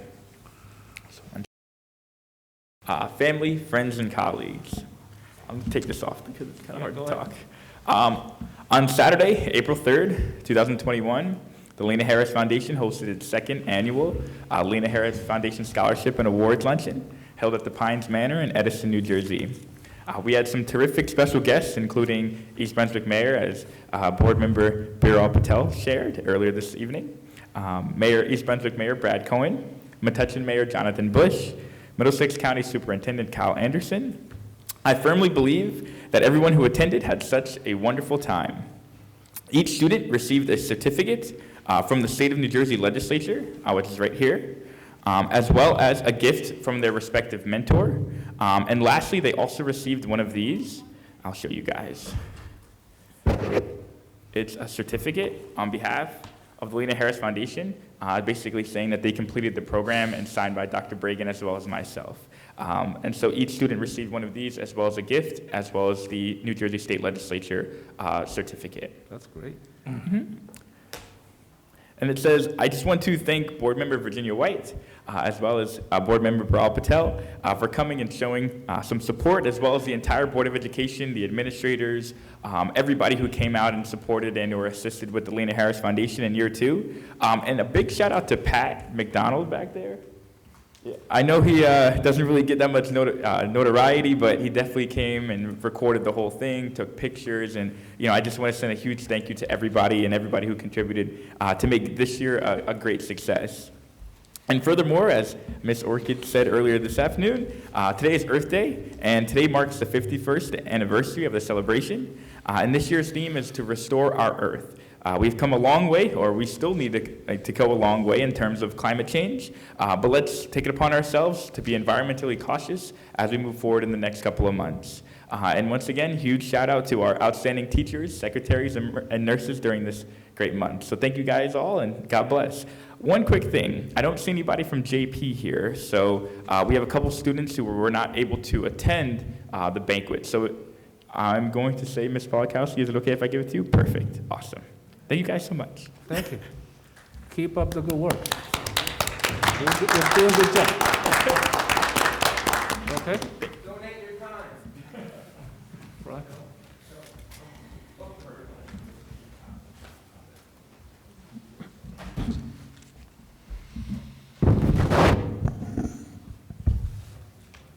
It's nice going after such a pleasant guy, because what I'm seeing here is kind of discouraging. So the first thing I want to clarify, I just want to ask a question, and you guys can answer this later, because there's a confusion with the public, and I think if we fix the confusion, we won't go into this bickering. So I think first of all, everybody just needs to breathe, relax, because I'm watching some of the tones in this room, and from the public and on the Board of Ed, and some of us need to check ourselves, to be honest with you. So with that said, let's get that out. But to start off with the caucus meeting and the agenda meetings, like Christo was making a comment, why couldn't he have an open discussion? So I'm guessing there's a difference between procedures with a caucus meeting and agenda meeting. I think that you guys need to explain that to the public so then you don't have to back and forth. I think half the time you guys get this back and forth is because the public's not informed. And it's not fair to them, and it's not fair to you, because you're gonna get attacked, and then you're gonna bam, bam, bam, bam, and then the side conversations, all this other nonsense, and then, that's the serious waste of time. So if you inform the public about how things are going, you avoid half those problems. So my understanding is there was no open discussion to these resolutions because of that purpose. It's a caucus meeting, not a Board of Ed agenda meeting. With that said, my other question would be, why did the violence and vandalism report make that aspect where we could have a conversation versus the other stuff that's here in the business? Because I do have questions. The first thing I want to say is, as an administrator, my secretaries are the backbone of my building. So I want to wish them well, and congratulations to the secretaries of Edison. School nurse has also been my backbone, especially with this pandemic.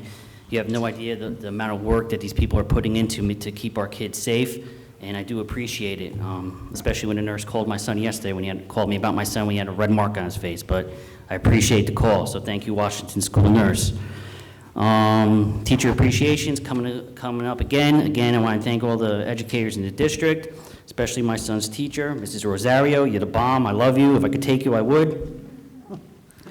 Representative, my second question on the agenda, usually for the Assembly of Educational Services, you're picking a superintendent is actually going, or a delegate from the Board of Ed. It deals with predominantly special services and stuff like that. So I was looking at the committees, and I saw you're like on 7 out of 13 committees. You're also not on a special ed committee, so I was wondering why someone from the Board of Ed is not representing this committee, especially if you're on the special ed committee. So I know you're busy, I know you're in 7 committees, I know you're Edison Democrat chairman and all that other stuff. I was just wondering where's the participation of the other Board of Ed members? Or if they didn't have the opportunity to do so. I think if you're on that committee, you should represent the board there, but that's just me. The other thing I want to talk about is part of this as a member of a board. I heard people are complaining about time, we need to get this done, blah, blah, blah. You wanted the job. With that job comes responsibilities. So if we have to be here till 12 o'clock at night discussing things that are relevant to my child, then we should be sitting here talking about my child at 12 o'clock. You know, you guys are elected officials, you want to represent the township and represent our children, so please do so. That's all I'm asking. Revised calendar, I'm glad the teachers are getting that day. We all need that extra help, that extra time with our families. The property purchase, I saw it's by the Menlo Park School. I was just wondering if this was overcrowding at Menlo Park School, or is there a consideration of redistricting schools and to relieve some of this overcrowding? I know the redistricting, people don't like to hear that word, but I do have a problem when there's 500 kids in a building that shouldn't have it, so maybe we should think about that. Maybe we should forget about politics and start thinking about our kids. Approval of textbooks. So I was under the impression that textbooks get beat up. You got to replace them. So I thought that was the reason why there was purchase of textbooks. I wasn't familiar with the fact that Edison had issues with the curriculum from K to 5. I didn't know that. In Perth Amboy, we just purchased Amplify Science for the last couple of years, which is a K to 8 science program. The scope and sequence is there, so I was just wondering if the scope and sequence for this new textbooks you're purchasing are going to mirror what's going on in the middle schools. Approval 2001 summer schedule, I don't know what that is, it doesn't say much. Professional development, out-district placements, I hope our kids are getting what they need. Professional service, investment reports, minutes, blah, blah, blah, blah. Oh, sounds good. All right, the other thing I wanted to get back to was last time I was at the board meeting, there was two different things I saw at a board meeting. One was the discussion about how I asked this particular question and it was never answered. How does the decision-making actually occur with committees? I remember Mrs. Conway got into a situation and I brought that up, but we talked about how individuals are making decisions on the board rather than committees. And then, you know, you get friends, I don't do social media, so your friends send you videos and stuff like that about Edison politics and people being called dictators and stuff like that. The one thing I do want to say is check your house before you want to throw stones at someone else's house. That's the one thing I want to say. And then I asked about the money, the 11.4 million. I asked that please give it back to our schools. You said it's going back to capital reserves. How are you going to use that 11.4 million? And I hope that you all have a good night. Everybody take another breath, and I hope everyone is well. Yeah, thanks, Board President. I'll try to answer some of those questions, Mr. Rivera. The violence and vandalism is required by statute to have what's called a hearing. As I said earlier tonight, we didn't have any violence and vandalism reports, so I wouldn't think there'd be any comments on it. But that technically is supposed to be a hearing, which is a separate public comment. And your point about the agenda meetings as well as caucus meetings, perhaps we should put out some literature to clarify for the public.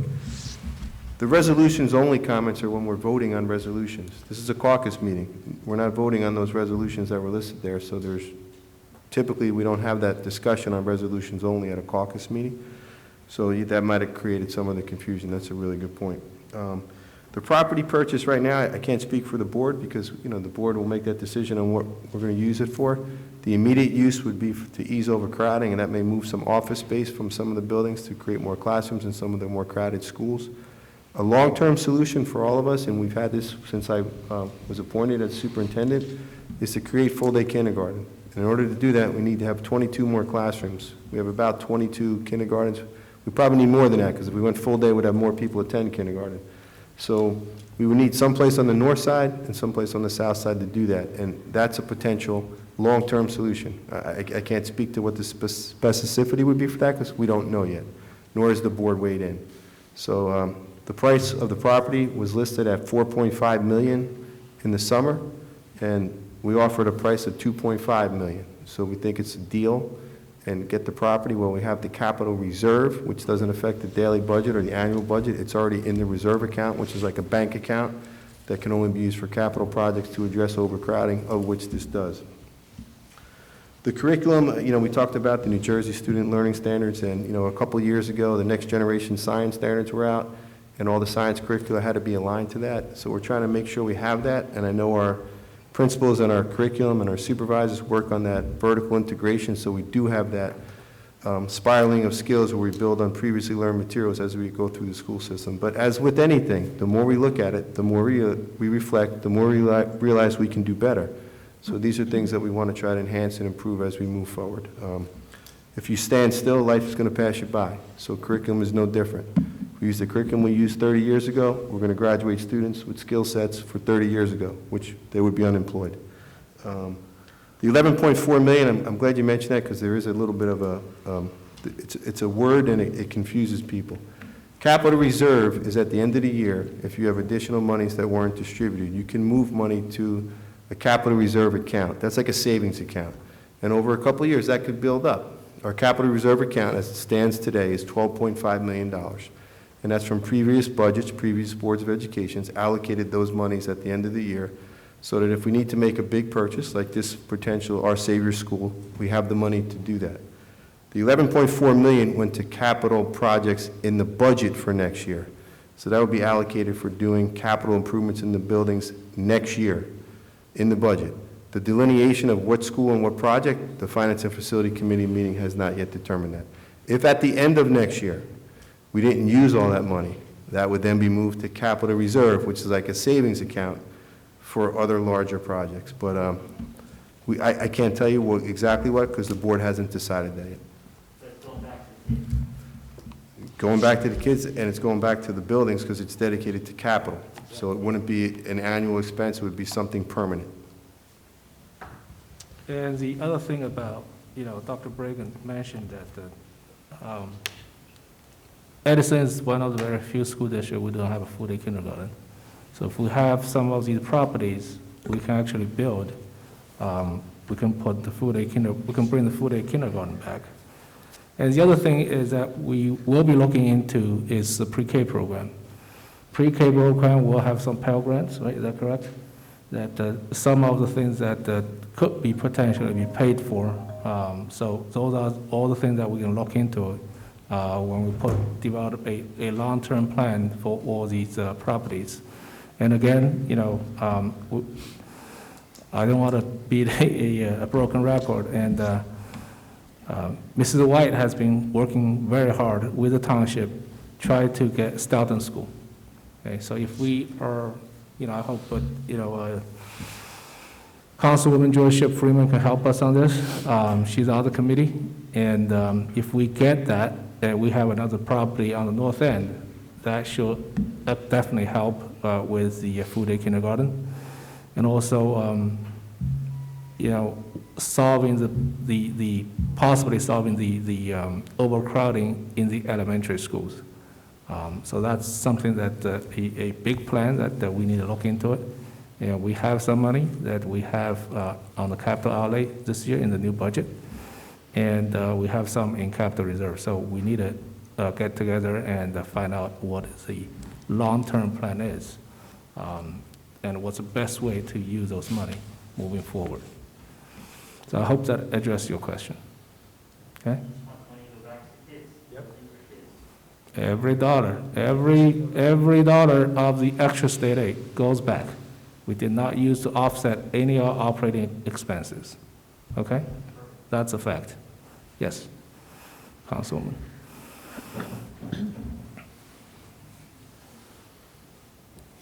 Good evening, everyone. Joyce Ship, 41 Main Street. At first, I wasn't going to get up, but because I always brag about Edison, because I've been here my whole life. Even my mother, who will be 90 next month, she graduated from Metuchen High because we didn't have the Edison God High. bless. God bless. And I'm going to tell you something.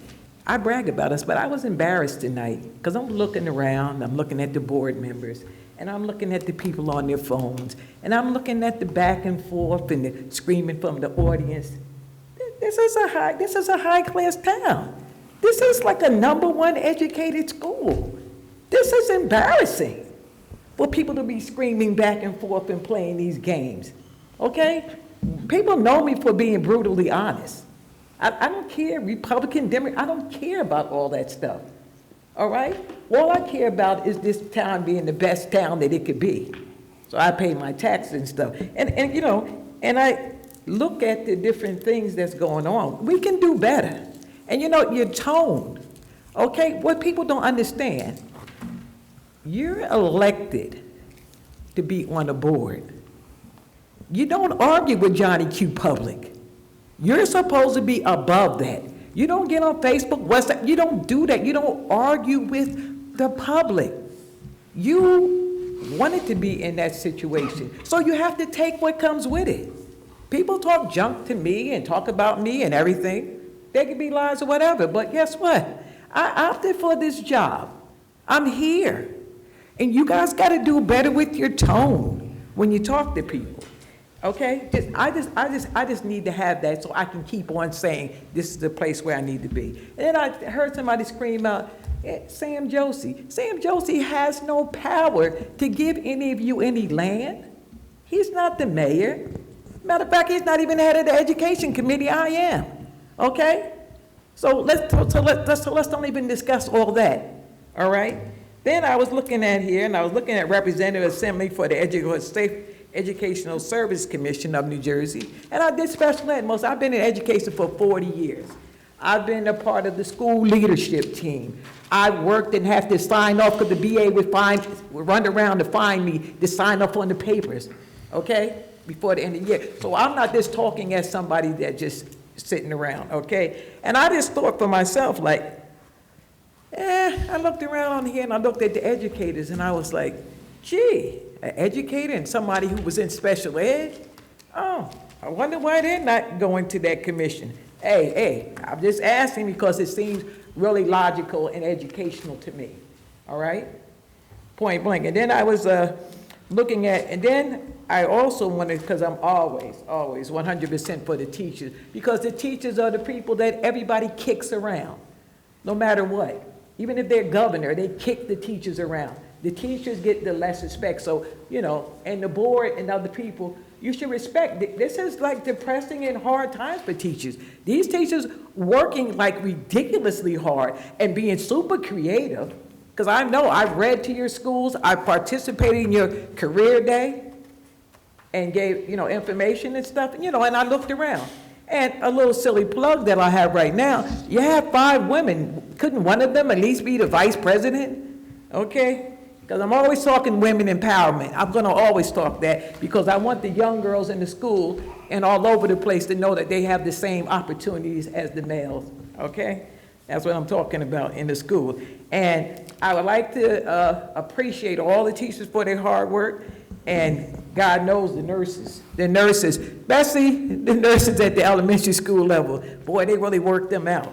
You know, every kid that has a little sniffle or a fingernail or whatever, I know. I think the elementary school is super hard. That's why I didn't work there. I went to the high school. And, and I would like to thank all the administrators and everyone that make the school better. You know what I mean? Because your secretaries and your supportive staff, believe me, I know, I've had paras and stuff before, and they help you to be a better person because they do a whole lot of the work that needs to be done, and they keep you on point. And finally, I'm just saying, from this point on, stop politicking, stop playing those games. Let the meetings be in order. Don't let the people scream from up on there, screaming to the people back and forth. Don't disrespect people when they speak. Okay? Let them finish their thought out. All right? And then the other last thing I'll say, I do have that hearing problem. My doctor will tell you, I can't take a whole lot of voices at once. I have to have the one-on-one contact. Sorry, that's my only issue. I'm doing good at this age. And a last plug, I would like more people to play tennis. I'm still trying to get tennis courts. Good evening. All right, thank you.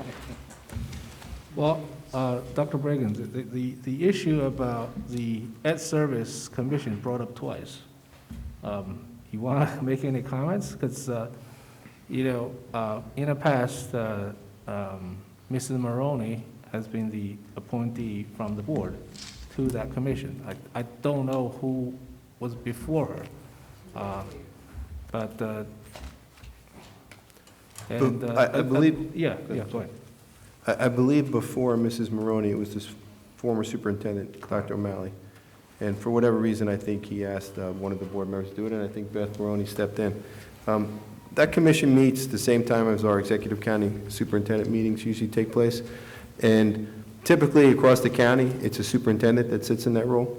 And at some point, I forget when it was one of our curriculum committee, not curriculum, one of our other meetings, whether it was finance or personnel, I forget. And Mr. Patel asked me if I could be an alternate, would that be okay? And to be quite honest with you, the reason it was on the agenda was he was the only one that expressed an interest at that time. Since then, a few board members did reach out to me, and I think we said we would talk about it tonight at the caucus. And that's where we are. And we could discuss it, maybe an executive or not, I don't know. Yeah. But at the time, Mr. Patel was the only one that expressed a desire, and we put him as an alternative. I don't anticipate missing many meetings because I tend to go to all those when I can, unless, God forbid, something happens. But that's how it transpired. Yeah. So, okay, so that's I hope it's clear. Any other public comments? Yes, Matt. No, not you. Not you. once The everybody first gets- timer.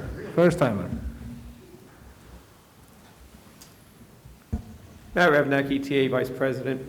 I want to just bring up, because of the hot topics last meeting, I neglected to mention it, the board neglected, but we did have a passing of a staff member back in February, Linda Shopka. She had retired approximately 2 months prior to that, and she wasn't acknowledged. She was also very involved with the SCCLA program, which is a phenomenal program here in Edison. So I know there were some staff members that were disappointed.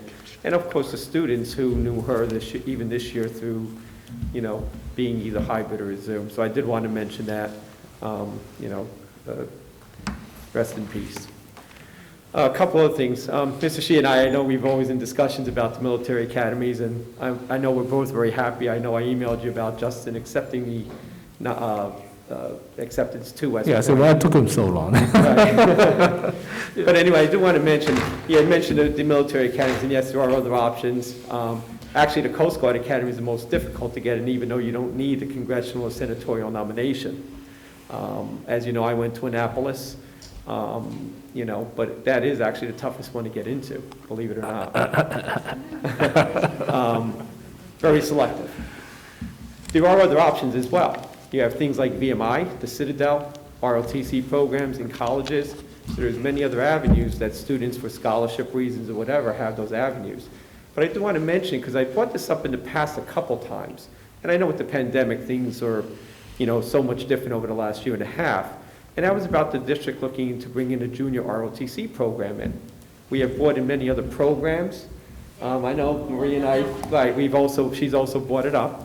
I was part of that when I was in high school. They brought it into Perth Amboy as a former student at Perth Amboy, which was also an assistance to me, again, getting into Annapolis. And I was also accepted to West Point, by the way. I chose Annapolis. Bad choice. Considering I was going aerospace, the Navy has the most airplanes, more than the Air Force does to the aircraft carriers. But anyway, I just did want to mention that and throw that out there as well. One or two other comments I just want to make. The speaking before about the addressing things that are going on socially and all. Ms. Polakowski happens to be here, who was our principal at J.P. Stevens for 12 years, I believe. Whenever there are issues like that, sensitive issues, we've always been instructed. I've been in the district, as Dr. Brady mentioned, 32 years. And we are told we don't take political sides. We don't even necessarily engage the students automatically unless we're a social studies teacher. I'm not a trained person to teach about, history topics or whatever. Obviously, a person that follows the news and what's going on. The students themselves will sometimes engage themselves, and we do not take sides. We don't express our political views. When it comes to voting, I'll tell my, and I do teach mostly seniors, get out there and vote. I don't tell them who to vote for. I don't tell them what party I'm affiliated with. and I don't care what party they're affiliated with. We facilitate the conversation and make sure it doesn't get out of hand. And I also have many students that are involved with the Model UN debate team, et cetera. So, there is a discouragement from teachers, obviously, expressing their political views. Yes, we want the kids to be thinking, and yes, we want them to analyze the situation, but I know I personally never did, and most of the teachers I know don't engage in those conversations, or they stay neutral. So I did want to mention that because, that was a little disturbing to hear. I think our teachers do a good job, and I do agree with what was mentioned. I believe Dr. Bragan mentioned it, or yourself. You are governed by state curriculums, and they set the standards for many of the things that are taught, obviously approved textbooks and things like that. That's not a decision by a teacher. Yes, we have to implement that curriculum, and most of our teachers, I think, stick to what should be done. All right? Thank you. Thank you. Jeff?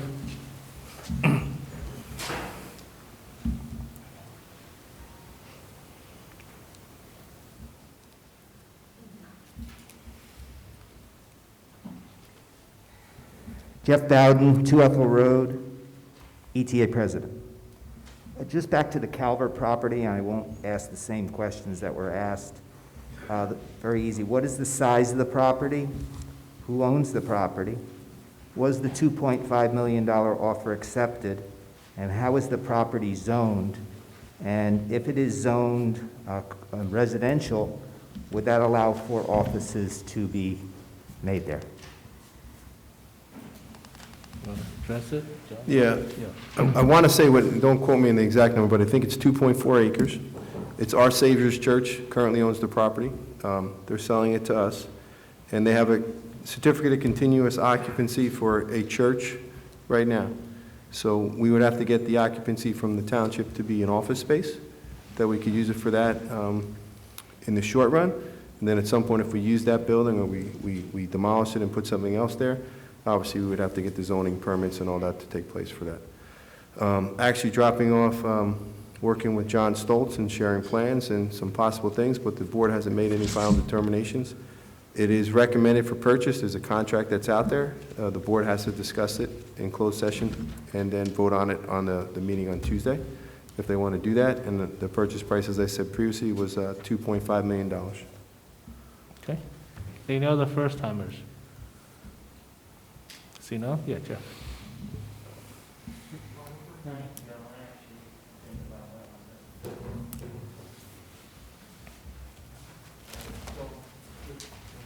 It's 3 minutes. All right, so, sorry.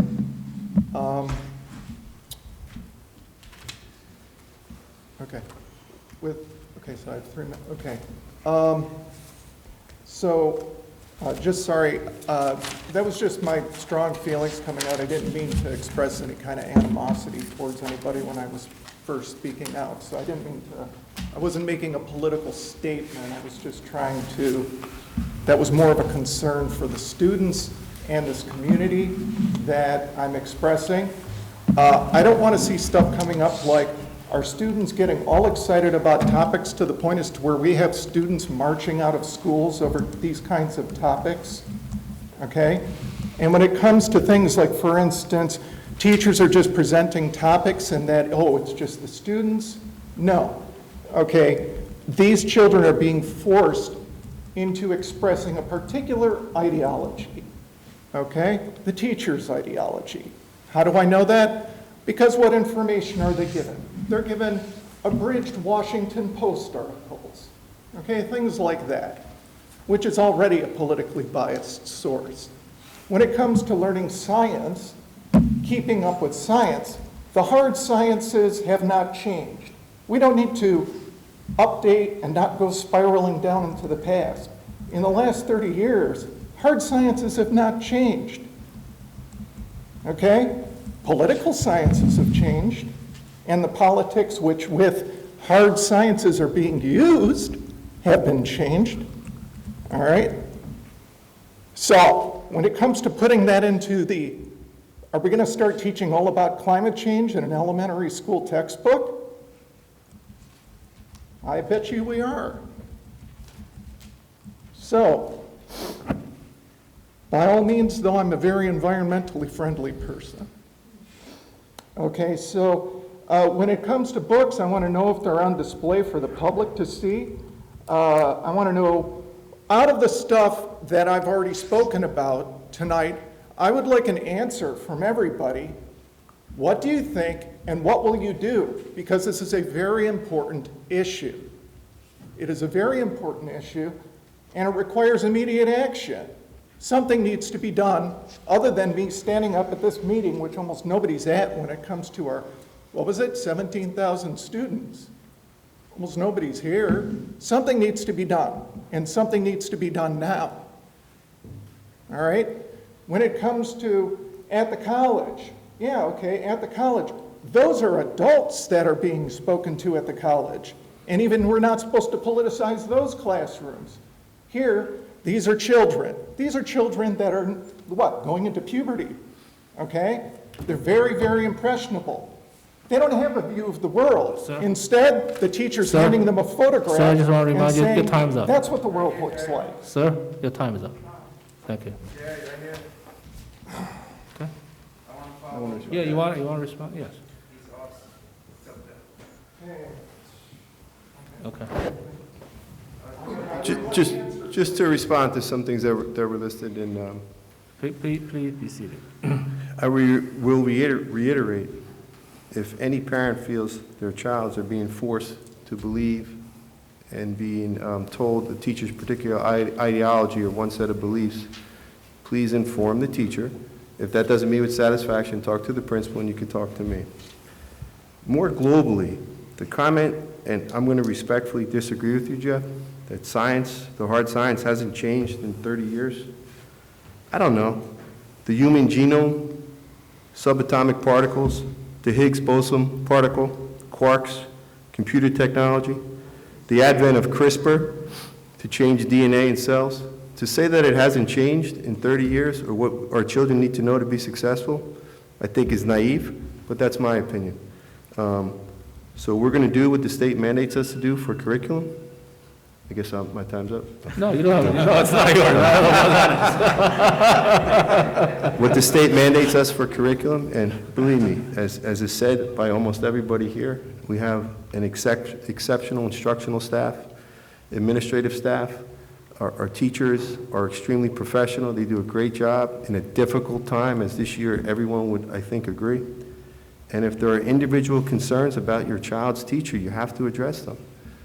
I'm not going to sit up here and agree with you that it's global, because I don't believe so, Jeff, but that's my opinion. Excuse me. It's not didactic, as Mr. Shi said, but you mentioned that all of our teachers are forcing an ideology on kids. You said that science hasn't changed in 30 years.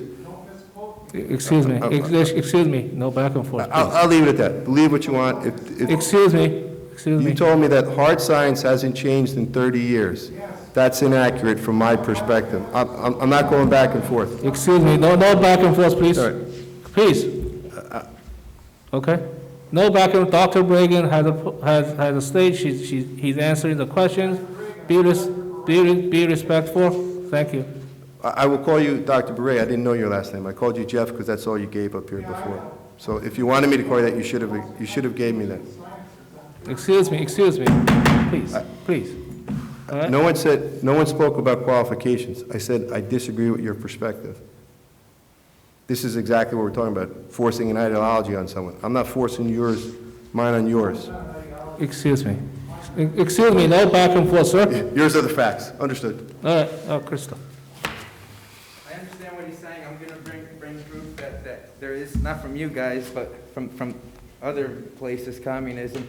All right, if I got 150 minute 30 seconds for each page, you start, you let me know when you start. All right.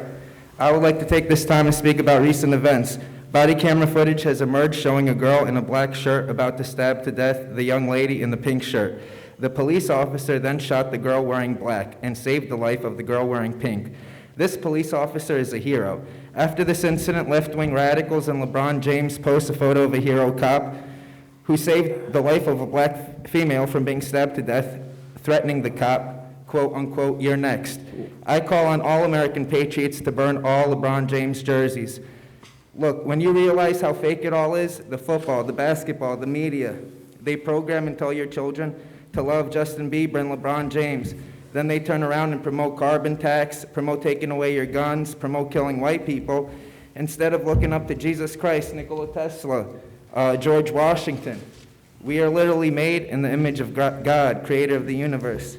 Don't you realize that's why the New World Order and communists hate you? That's why the devil hates you? That's why they're so afraid of us. That's why they want to kill you. Then you look at who all your heroes are today, basketball players, football players, things that mean nothing today and will mean even less tomorrow or next year. No longer are the heroes saving children from a burning building. No longer is it people who stand up against tyranny that are the heroes. No longer is it the teachers and coaches who help to unlock a child's mind and unleash their full potential. The New World Order knows how to destroy your heroes and give you fake heroes. They know how to manipulate you and push your buttons. And it's time to wake up and organize. Stop becoming slaves to the satanic system. Find real role models in your local communities to lead the kids, not MTV or communist TV fake news.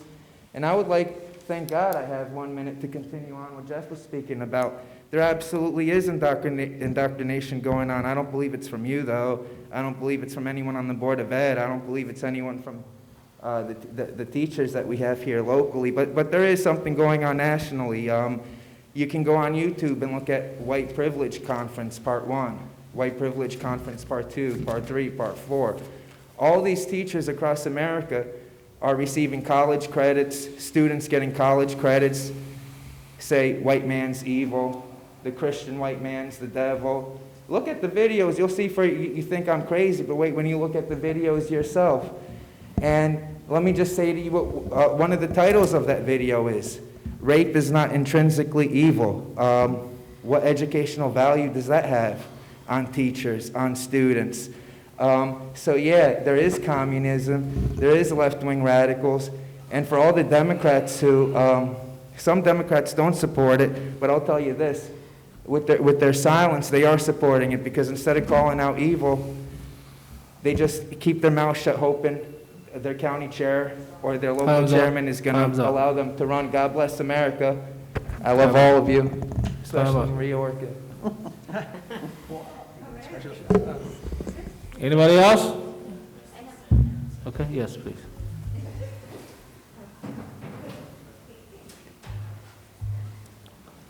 Hi, Maria Orchid, 83 Jefferson. I wanted to ask, is there any follow-up for the standardized testing? Are the children going to have to do it? Thank you. The state waiver was approved by the federal government. They will not have the state assessment this year. I believe with the exception of the ESL test, the WIDA, I think, is still taking place, or the Access Else. Okay. Any other public comments? Board President, motion to go to privilege. Can I have, you see none? Can I? Executive answer if you're going to recognize the Greek-Armenian resolution.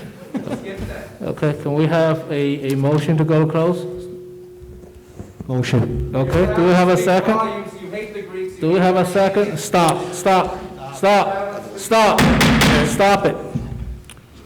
Respect the rule.